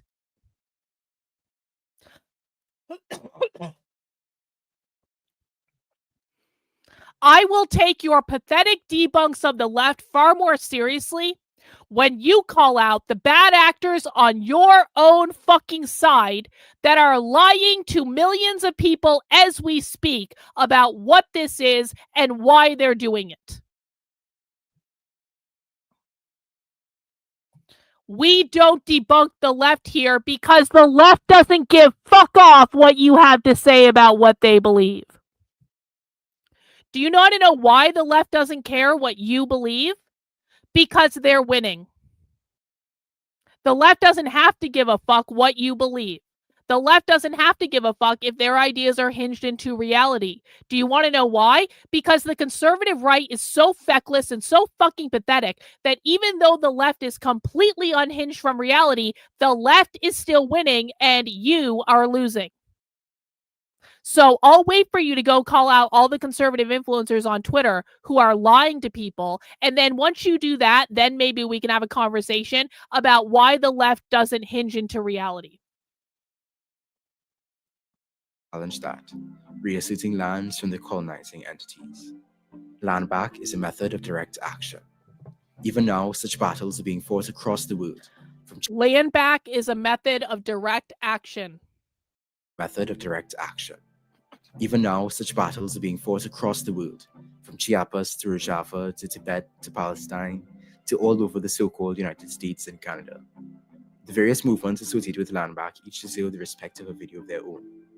But to summarize, I'm sorry. This is far too stupid to be on my channel. They are pro-Palestine. Let us have our narrative. They are pro-Palestine. We hate Muslims and we hate Sharia law, and that's all we care about because that's all influencers talk about. They are pro-Palestine. They are. Why can't you just say they're pro-Palestine, Karlyn? This is far too stupid to be on my channel. This is far too stupid. Have you heard them say anything related to Islam in this video? Born to lose, that's actually an appropriate handle for you because you are in fact a loser based on the fact that you don't know what the fuck you're talking about. Born to lose. Have you heard them say anything about Muslims or Islam in this fucking video?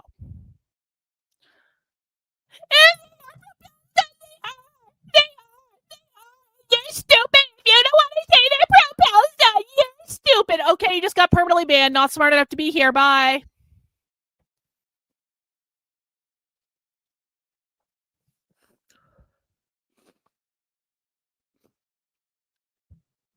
Has anyone heard them say anything about Islam or Sharia law in this video?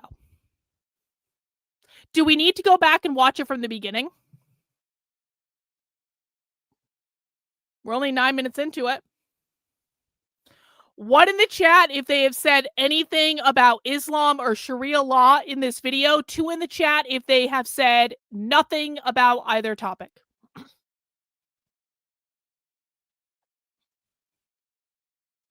You can ask questions without debunking, so figure out how to ask a question without debunking the left. That might be the first step. Little Miss, 2 ladies, you know, Karlyn, after all these years, so many really need to catch up and learn what's really happening. They do. They do. They do. And this is why I said, the right's obsession with hating Muslims and people like Ilhan Omar, it is a complete and total fucking distraction from everything. Complete and total distraction. quoting the Land Back Manifesto, it is a reclamation of everything stolen from the original peoples. It is a relationship with Mother Earth that is symbiotic and just, where we have reclaimed stewardship. It is bringing our people with us as we move towards liberation and embodied sovereignty through an organizing, political, and narrative framework. It is a long legacy of warriors and leaders who sacrificed freedom and life. It is a catalyst for current generation organizers and centers the voices of those who represent our future. It is recognizing that our struggle is interconnected with the struggles of all oppressed peoples. It is a future where Black reparations and Indigenous land back coexist, where BIPOC collective liberation is at the core. Okay, so they're talking about how basically this struggle impacts everyone. It impacts the Black people, it impacts the oppressed people, it impacts everyone because the struggle is not against fucking Israel. The struggle is against capitalism itself. BIPOC means Black, Indigenous people of color. Represent our future. It is recognizing that our struggle is interconnected with the struggles of all oppressed people. Our struggle is interconnected with the struggle of all oppressed people. What that means is everyone is oppressed under capitalism, private property ownership, until capitalism is abolished everywhere. It is a future where Black reparations and Indigenous land back coexist, where BIPOC collective liberation is at the core. It is acknowledging that only when Mother Earth is well, can we, her children, be well. It is our belonging to the land. Land back is about land, yes. So no, this isn't a debunk because you're asking a question. You're not, so a debunk would be the left is wrong because they are stupid for a reason X, Y, B, and Z. You're not doing that. You're asking a question. How far does this go back?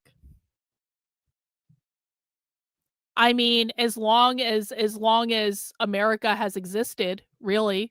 So, I mean, we're talking about centuries here, so it goes back a long time. Is this something that's more in line with anarchist thought?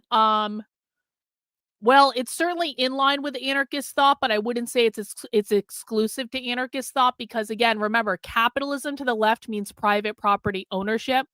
The colonization, like, it's kind of foundational to far left thought in general. So it's not just anarchists, although certainly anarchists do believe this, but like the whole idea of America being on stolen land, that's why they do land blessings, where they say, we are on the land of the Wampanoag people or whatever the fuck.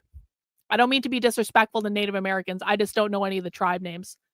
So, like, when they say, we are on the stolen land of the Amawanga Ding Dong people, whatever, and we are blessing the land of the Native Americans because we're on stolen land, that is a reference to America stealing the land from the indigenous people. So it's not just anarchists. This type of stuff has bled into, like, leftist subculture in general.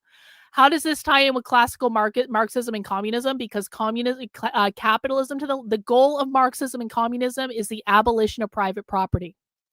In order to have property, you need to have borders. So the abolition of borders, the anti-ICE organizing, the reason that they were targeting ICE officers as part of like their little bombing spree, that ties in directly to this idea of stolen land.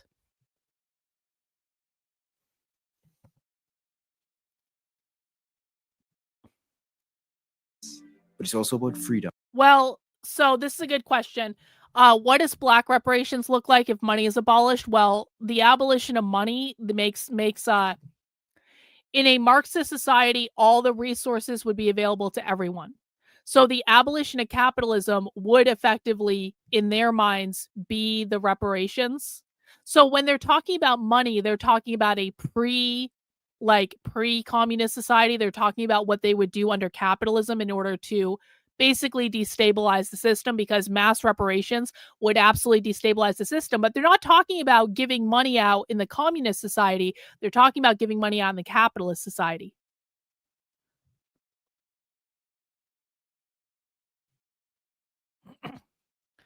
Should the right push pro-capitalist ideas if all the left is about well, the right, yeah, I mean, the problem is, it's a fair question. Should the right push pro-capitalist ideas? Capitalism isn't a perfect system by any means. But the bigger problem is that the right does not even know the left's definition of capitalism. So the right believes that the left's definition of capitalism has to do with an economic model, the seizing of the means of production. That's not what it is, though. And so the very first thing the right needs to do is hinge into reality and actually learn what the left means when they say capitalism. If the right is unwilling to hinge into reality and to stop lying to their millions of followers about what is going on, there's nothing the right can do. Like, I mean, literally, like, so push pro-capitalist ideas. What the fuck does that even mean? What does that even mean? Trump's talking about doing a 50-year mortgage. That's not pro-capitalist. That's fucking anti-capitalist. You're talking about, like, basically locking someone into debt for the rest of their fucking lives. That's an anti-capitalist idea. But they don't know that because they don't understand what the left's definition of capitalism is. Land and freedom. Tierra y libertad. The rallying cry in the indigenous fight against settler colonialism during the Mexican Revolution. Land and freedom. You need to learn, and nothing you do before we learn is going to matter. I feel like I need to just have a page on my website for whenever this question gets asked, because I literally get asked this question like literally every single day. What do we do after we learn, Karlyn? You will know when you learn. No, Karlyn, really, what do we do after the learning, though? You will know when you learn. No, Karlyn, I want to start doing something now before I'm finished learning. Well, don't do that, because it just means you're going to fuck shit up. What you need to do first is learn. And until you learn enough to know what to do, you have not learned enough yet. Every single person in my audience that has reached a level of mastery with this content knows what to do. Because you learn what to do when you learn who the enemy is and what the enemy believes and what the language means. If you are unwilling to sit your ass down and learn, there is literally no tactic that I can give you that you will be effective in implementing, because you don't know enough to implement it correctly. So sit your ass down and learn, and that's it. That's the only thing you get.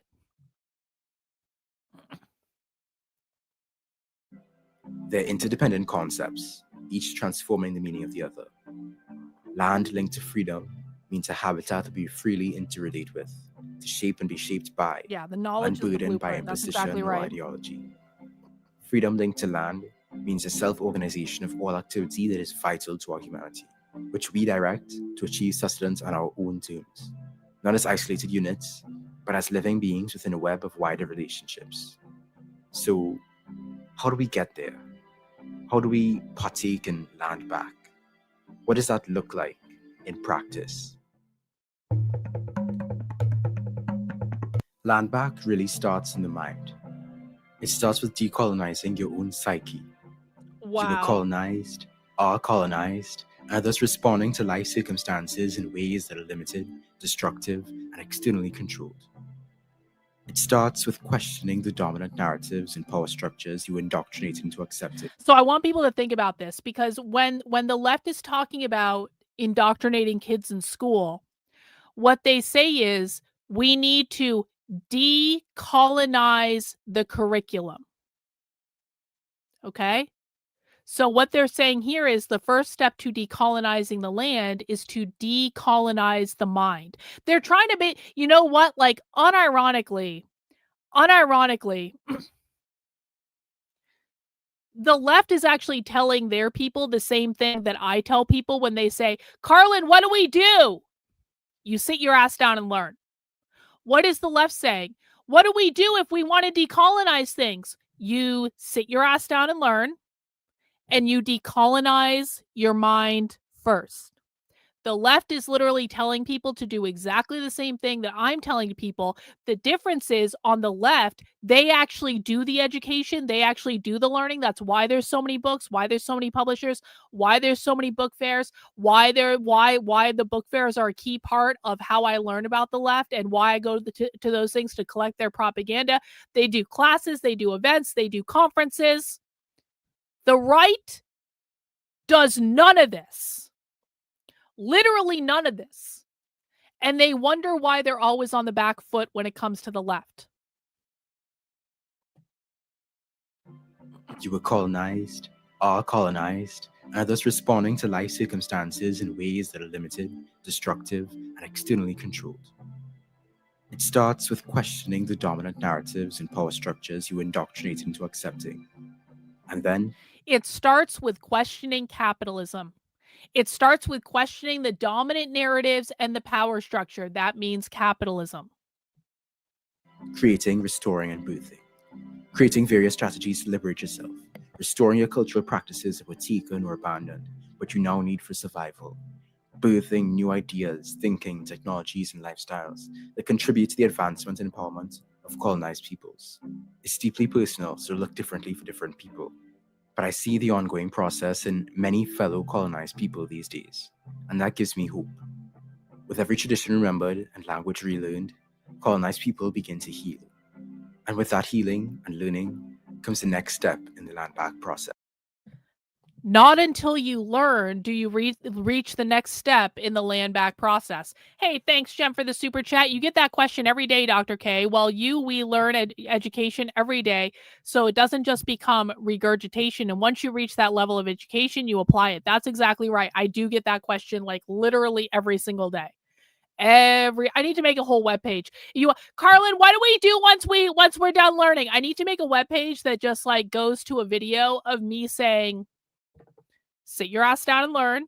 No, really, what do we do? Sit your ass down and learn. No, really, what do we do after we learn? You sit your ass down and learn. You do not get the next step delivered to you until you do the first step. And if you're unwilling to do the first step, you don't get to the second step. Yes. Direct action. Tactics will need to be varied, of course. Dragging colonizers and gentrifiers on social media is a part of it, as is going after hated and Hang on. Not until you learn do you understand the next step of land back. That sounds super cultish. No, bro. That's just reality. That's just reality. If you have no fucking clue what you're talking about, then how do you understand anything? Again, this is reflective of the fact that the right doesn't actually want to learn about this stuff. The right just wants everything taken care of. They want someone else to fix the problem. This is why the left keeps winning over and over and over and over and over again, even when the right controls every mechanism of government. Because the right just wants everyone else to take care of it. There is like literally zero reality in which you can accomplish anything if you refuse to learn. The left knows this, the right does not. Cool. Hey, great story, Kale. What's the last definition of capitalism? Go. Excuse me. The right is not a monolith. Okay, what's the last definition of capitalism? Go. Only for Kale. No one else. Yeah, show me a field where you skip the 101 and go straight to AP. I have a feeling we're going to find out that Kale here has skipped the 101 and pretending that he's not. Kale, what is the left definition of capitalism? Go. We are stopping the entire stream just for you, bro. Show us that I'm so wrong about the right. I am waiting to be proven wrong. What is the left's definition of capitalism? We are waiting for your answer. Kale. Oh, you're an engineer? Hey, guess what? I don't give a fuck. I don't give a fuck that you're an engineer. What is the left's definition of capitalism? Either you know or you don't. I don't give a fuck if you're an engineer. I don't give a fuck if you're a doctor. I don't give a fuck if you're an Uber driver. I don't give a fuck if you're a Domino's delivery man. I don't give a fuck. What is the left's definition of capitalism? Either answer or admit you don't know the answer. You don't get any fucking special status here for being an engineer. I'm a fucking PhD psychologist.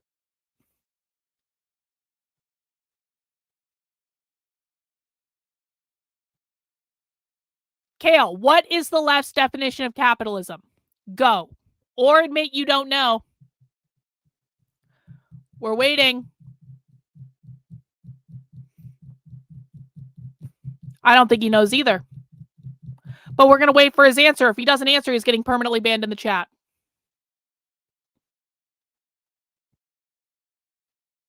Oh, I'm unhinged? I'm unhinged? Oh no, Kale just got banned. Bye, Kale. Bye. Doesn't know the answer. Of course, they never do. with that healing and learning comes the next step in the land back process. Direct action. Tactics will need to be varied, of course. Dragging colonizers and gentrifiers on social media is a part of it, as is going after hated and unpopular banks, slumlords, and governments. It builds a large narrative and proves our support. Raising funds to buy the land and pressuring legal owners to cede the land can also help. There's also protests, blockades, disruptions, and other Minecraft stuff I can't divulge here. Most vital to land Oh, back why can't you practice divulge is, it? I think of we all know. course, seizing and effectively defending the lands and peoples from further violence. Yet none of these methods can stand alone. A lot of these methods leave the structures of capitalism intact. Even the most radical method, seizing the land, still... A lot of these structures, a lot of these initiatives leave capitalism intact. So what the communists are saying is, guys, it's not just enough to own the fascists on Twitter.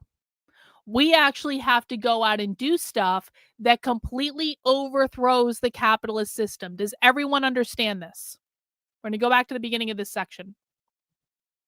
Back process. Direct action. Tactics will need to be varied, of course.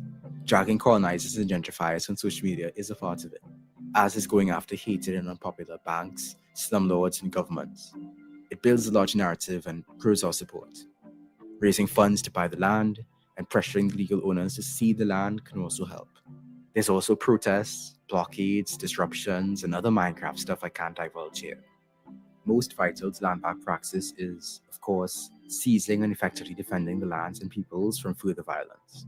Yet none of these methods can stand alone. A lot of these methods leave the structures of capitalism intact.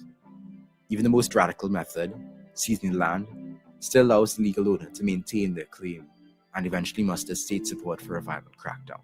Do seize the lands held ransom by the settler state though. And when we have it, we can build relationship with it, undermining the long history of dispossession, enslavement, and exploitation. That seizing, that expropriation, is not just material, it's also spiritual, it's transformative. It takes land out of the realm of property and into a world of community, where capitalist value. It takes land out of the realm of property where it is owned by some people and people are excluded into the land of community where the land is under the collective caretakership. It's not just material, it's also spiritual, it's transformative. It takes land out of the realm of property and into a world of community, where capitalist value has no meaning. Refusing to recognize the commodification of land and totally rejecting the social contract of capitalism changes a person. As land is seized, strong networks are built. He just called capitalism a social contract. Do you guys hear that? This is really important for people to understand. Capitalism is not just an economic model to the left. Capitalism is a social contract. Capitalism is a form of social relations. Like a commune. Yep, exactly. Like a commune. A commune is a place that has a very different type of social relation than we have in the capitalist society. Okay? So when they say capitalism, they're not just talking about seizing the means of production. They are talking about completely reformulating the social contract, how people relate to each other. Property and into a world of community, where capitalist value has no meaning. Refusing to recognize the commodification of land and totally rejecting the social contract of capitalism changes a person. As land is seized, strong networks are built, resources and experiences are shared, and perspectives are broadened. We're fundamentally transformed for the better. But that doesn't mean that seizing and occupying land, water, and buildings is going to be easy. Autonomous zones, with the aim of restoring indigenous consent on land, are not a simple matter. Spaces have been seized before, some successfully, like the aforementioned Chiapas, and others not so much. The term autonomous zone might have sprung Capitol Hill in your mind. Oh, look. The CHOP in Seattle was a form of a decolonization struggle because they seized the land in Seattle and they built their little commune in that 3-block radius in Seattle. And so it was not a successful decolonization effort because eventually it got shut down. But what they're saying is the seizure of the land in Seattle in 2020, where they built their own autonomous zone, that was a form of a decolonization struggle. Many point to it as a failure of autonomous zones or something, but despite the excited claims of Twitter radicals, CHOP, that is the Capitol Hill Occupied Protest, first known as CHAZ, the Capitol Hill Autonomous Zone, was not set up to last. Demands aside, it was meant to be a space for learning and for temporary reprieve from the onslaught of police during an incredibly violent period in US civil rights history. Yet, CHOP low-key perpetuated colonialism, only paying lip service to the Duwamish Nation, first people of what is now Seattle, they were co-opted by liberals from the very beginning, and they were de-radicalized. And that's not even mentioning the 2 black teens who were killed in the area. CHOP was a mess. At least Camp Maroon and Camp Teddy in Philadelphia, after a few months, were able to secure community land trust for the homeless people of Philadelphia. What did CHOP accomplish? I digress. We have to think long term. Occupying a space with no plan going forward is futile. A Sisyphean struggle with no end in sight other than total destruction. While our failures do provide opportunities for learning and transformation, and we will fail often, we can't subsist on failure. Which gives rise to 2 questions. How to strike a balance between caution and confrontation so we don't become pacified or lose opportunities to progress. And when we do fail, how do we fail in a way that inspires, that spreads and strengthens the legitimacy of our project? I'll leave a link with my sources and resources down below that can provide better details for praxis. Like I said before, this video is just an introduction. Settler structures need to be dismantled completely, and that starts somewhere and everywhere, even if that somewhere is your mind. Land back is one arduous step by one grueling step forward to free land and eventually the whole world from the grips of domination. The tactics of our rulers change as the centuries plod on, but the overall colonizer strategy remains the same. A consistent war on our minds and bodies to wear us down in the long run and remove the challenge to their legitimacy that our resistance, and especially indigenous people's resistance, represents. Think of how it must feel to be constantly told there will be no restitution for centuries of oppression and genocide. That's an emotional assault that we need to fight back against. All of us need to support indigenous peoples in this fight for land back, in any capacity they need. Truth is, either for liberation and all the various forms it will take, or you're against it. In this case, they mean the struggle. That's what they mean. The struggle against capitalism. Are we in this together or not? Land back is less a future to achieve and more an action to take on today. Solidarity forever. Peace. Yeah, so that was a really productive educational video. You know what's funny is on my Instagram account, and this is actually just a coincidence. On my Instagram, where normally I was getting like food videos or like designer bag videos or things like that, like normal kind of like girl stuff on my Instagram, because like that's kind of how I use my Instagram. I don't really use it as like a professional thing. But a couple weeks ago on my Instagram, I started getting served anti-ICE organizing videos. And when I say that like the right has no fucking idea what they're talking about in any way. Actually, let me see if I can pull this up on my Instagram right now. Let me see if I can pull this up. I just want to give an example of that. Let me see. This is, I need to get the name of the account.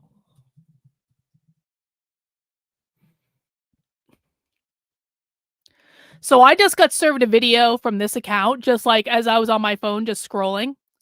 And I just want to show this. I don't want to play this out. I just want to show you this. This is basically an anti-ICE organizing video. It has over 100,000 likes. It has millions of views. I have been getting video after video after video after video after video just like this. I've been getting anti-ICE organizing videos where they're showing terrified school children doing drills because they might get kidnapped. I've been getting anti-ICE videos that are like emotional interviews with family members who had their husbands or wives kidnapped by the evil ICE. I've got every variety of like anti-ICE organizing video, just like random, and I don't interact with this stuff at all. And it just started showing up. And I want to point out that for the most part, the anti-ICE organizing videos that I've been seeing show up in my Instagram is not anything that I've seen the right talking about, is not anything that I've seen go viral on Twitter. It's literally just targeting leftist audiences. And they're getting hundreds of thousands of views. They're getting, this one that I'm looking at right now has over 20,000 retweets. It has over 4,000 comments. It has over 100,000 hearts. And this is like every anti-ICE organizing video that I see. The point I'm trying to make is this. The right is completely unhinged from the reality that the left is being fed through their media, through their own influencers, and the engagement that the left has so far usurps anything on the right. Like, people look at like these podcasts, like Jack Posobiec's podcast or Tim Pool's podcast or whatever, and they're like, those are the biggest podcasts. And they look at Candace Owens being a crazy person online. They're like, those are the biggest podcasts in the world. I'm sorry. The views that the left is getting on Instagram for this anti-ICE organizing shit, like, usurps on a whole any fucking thing that Tim Pool says any day of the week.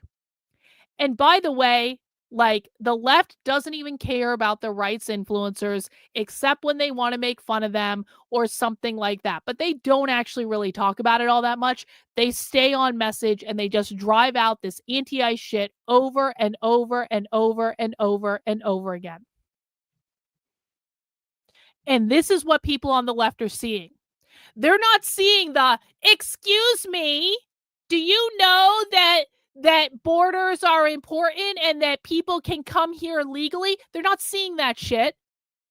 They're seeing stories about kids having to do anti-ICE drills on their school bus because ICE is coming to kidnap their classmates. They're seeing videos about people getting deported that had a normal life before this. They're seeing videos about, if you come to the airport, you're going to go into an ICE database. They're seeing all this inflammatory shit that is pulling at their heartstrings and making them perceive ICE to be basically the enemy of America. And this is happening right now. And the left, the right has no idea. The right has no idea how incredibly coordinated the left is on the anti-ICE messaging and the anti-ICE point. And this is going to go on into 2026. This is not going to stop because the left is being very, very successful in organizing on this specific issue.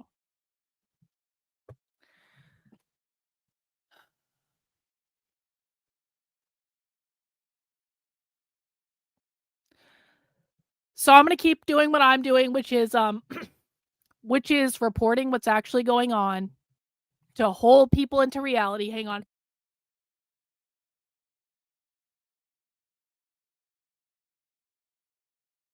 Dang. I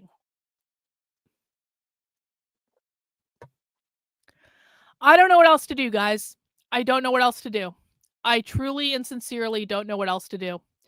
I feel as though I'm constantly beating my head against the wall saying, do you guys actually want to deal with reality yet? Or are we still screaming and crying about things that aren't real? Oh, we're still screaming and crying about things that aren't real. Okay, another day in conservative retardation.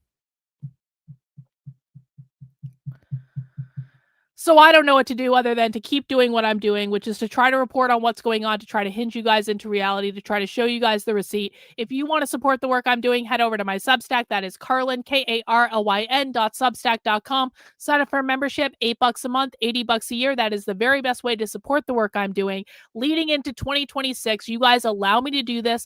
I have no political funding. I have no political backers because my only job is to work for you, to show up and to show you guys what's going on and to tell you the truth. And I will do anything I can to make sure the truth gets out there. And I know that a lot of you guys appreciate that as well. We all have to work together to make sure this information gets out there. So if you know someone who's looking for this type of information, please send them to my Substack. Please send them to the streams. We are looking for the right audience. We are not looking for any hooligan off the street. We are looking for the right audience that actually gives a fuck. But if you're new to my work and you want a crash course in the language, head over and do the new to my work start here section. Click on that. and you will find the re-education video. That's a great place to get started. The re-education video, an anti-communist introduction to the far left. You can also find that on YouTube. That is a completely free 90-minute class that you can take to educate yourself about what's happening in the language of the left. Thank you, Xylicon. I do appreciate it. Happy 500th episode of the cult. I do appreciate it, guys. As a reminder, oh look, I'm getting I just got a message from a conservative retard on my YouTube. Excuse me, Karlyn. Undercover means you have to stop putting your face on the internet.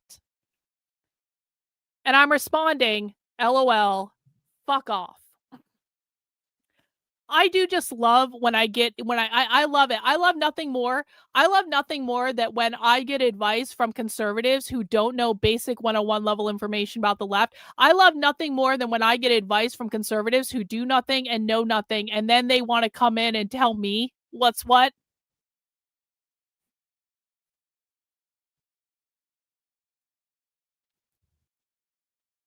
That's how I feel about that. That's how, I only went undercover for like 3 fucking years until I get caught at one event. And it was at one event where I was like not even really trying all that hard, to be honest. Like I could have tried significantly harder to actually be in a disguise. I didn't actually try that hard. And conservatives are like, well, this is proof that you're not going undercover because your face is on Twitter. Do those same people ever learn anything from the materials I bring back? No. No. Nope, they don't. The left is highly effectively radicalized. The right doesn't care about anything as long as sports and beer are available. And if something happens they care about, they share a meme. Yep. Yep. Anyway, guys, it's Monday night. We're ending the show a little bit early tonight. We're only doing a couple hours, but that's cool. Sometimes I need to do a shorter show. That's fine. If you are a member of my supporter Discord, which you can find by going over to the Substack or by becoming a YouTube channel member and going into the community post on the Substack, it's in the chat. If you are not yet in the supporter Discord, you can go and find it there. MacB is doing Doctor Who. I think it's Doctor Who movie night tonight, where he's watching like this really long episode of Doctor Who about the 5 doctors. That is going to start at 9 p.m. in the supporter Discord. So I highly recommend everyone join MacB for Doctor Who movie night in the supporter Discord tonight at 9 p.m. Eastern time. I will be sending out an announcement for that. Make sure you're in the Discord. If you are a YouTube channel member, it's in the community or post section. If you are a Substack member, it's in the chat section. If you're a supporter somewhere else, let me know and I'll give you the link. I send the link out once a week on Sundays, and so you can find it there. That's it. That's all I got. I'm going to go die now, and we'll be back tomorrow to talk about things no one else is showing you. Take care, guys, and we'll see you.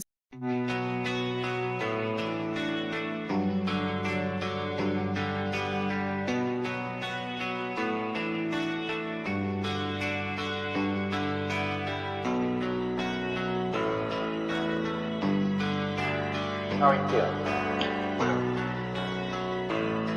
How long have you been here? 3 months, May 17th. And what brought you here? That's difficult to answer.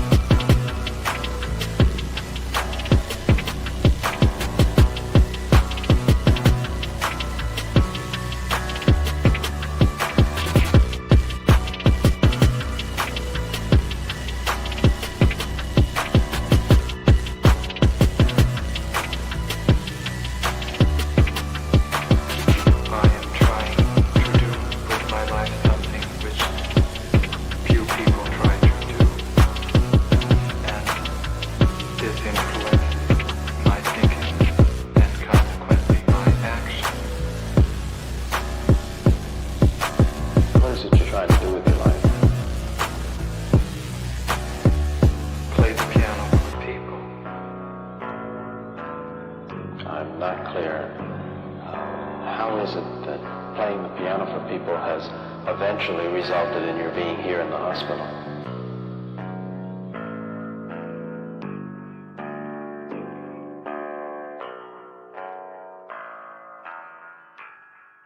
That's difficult to answer.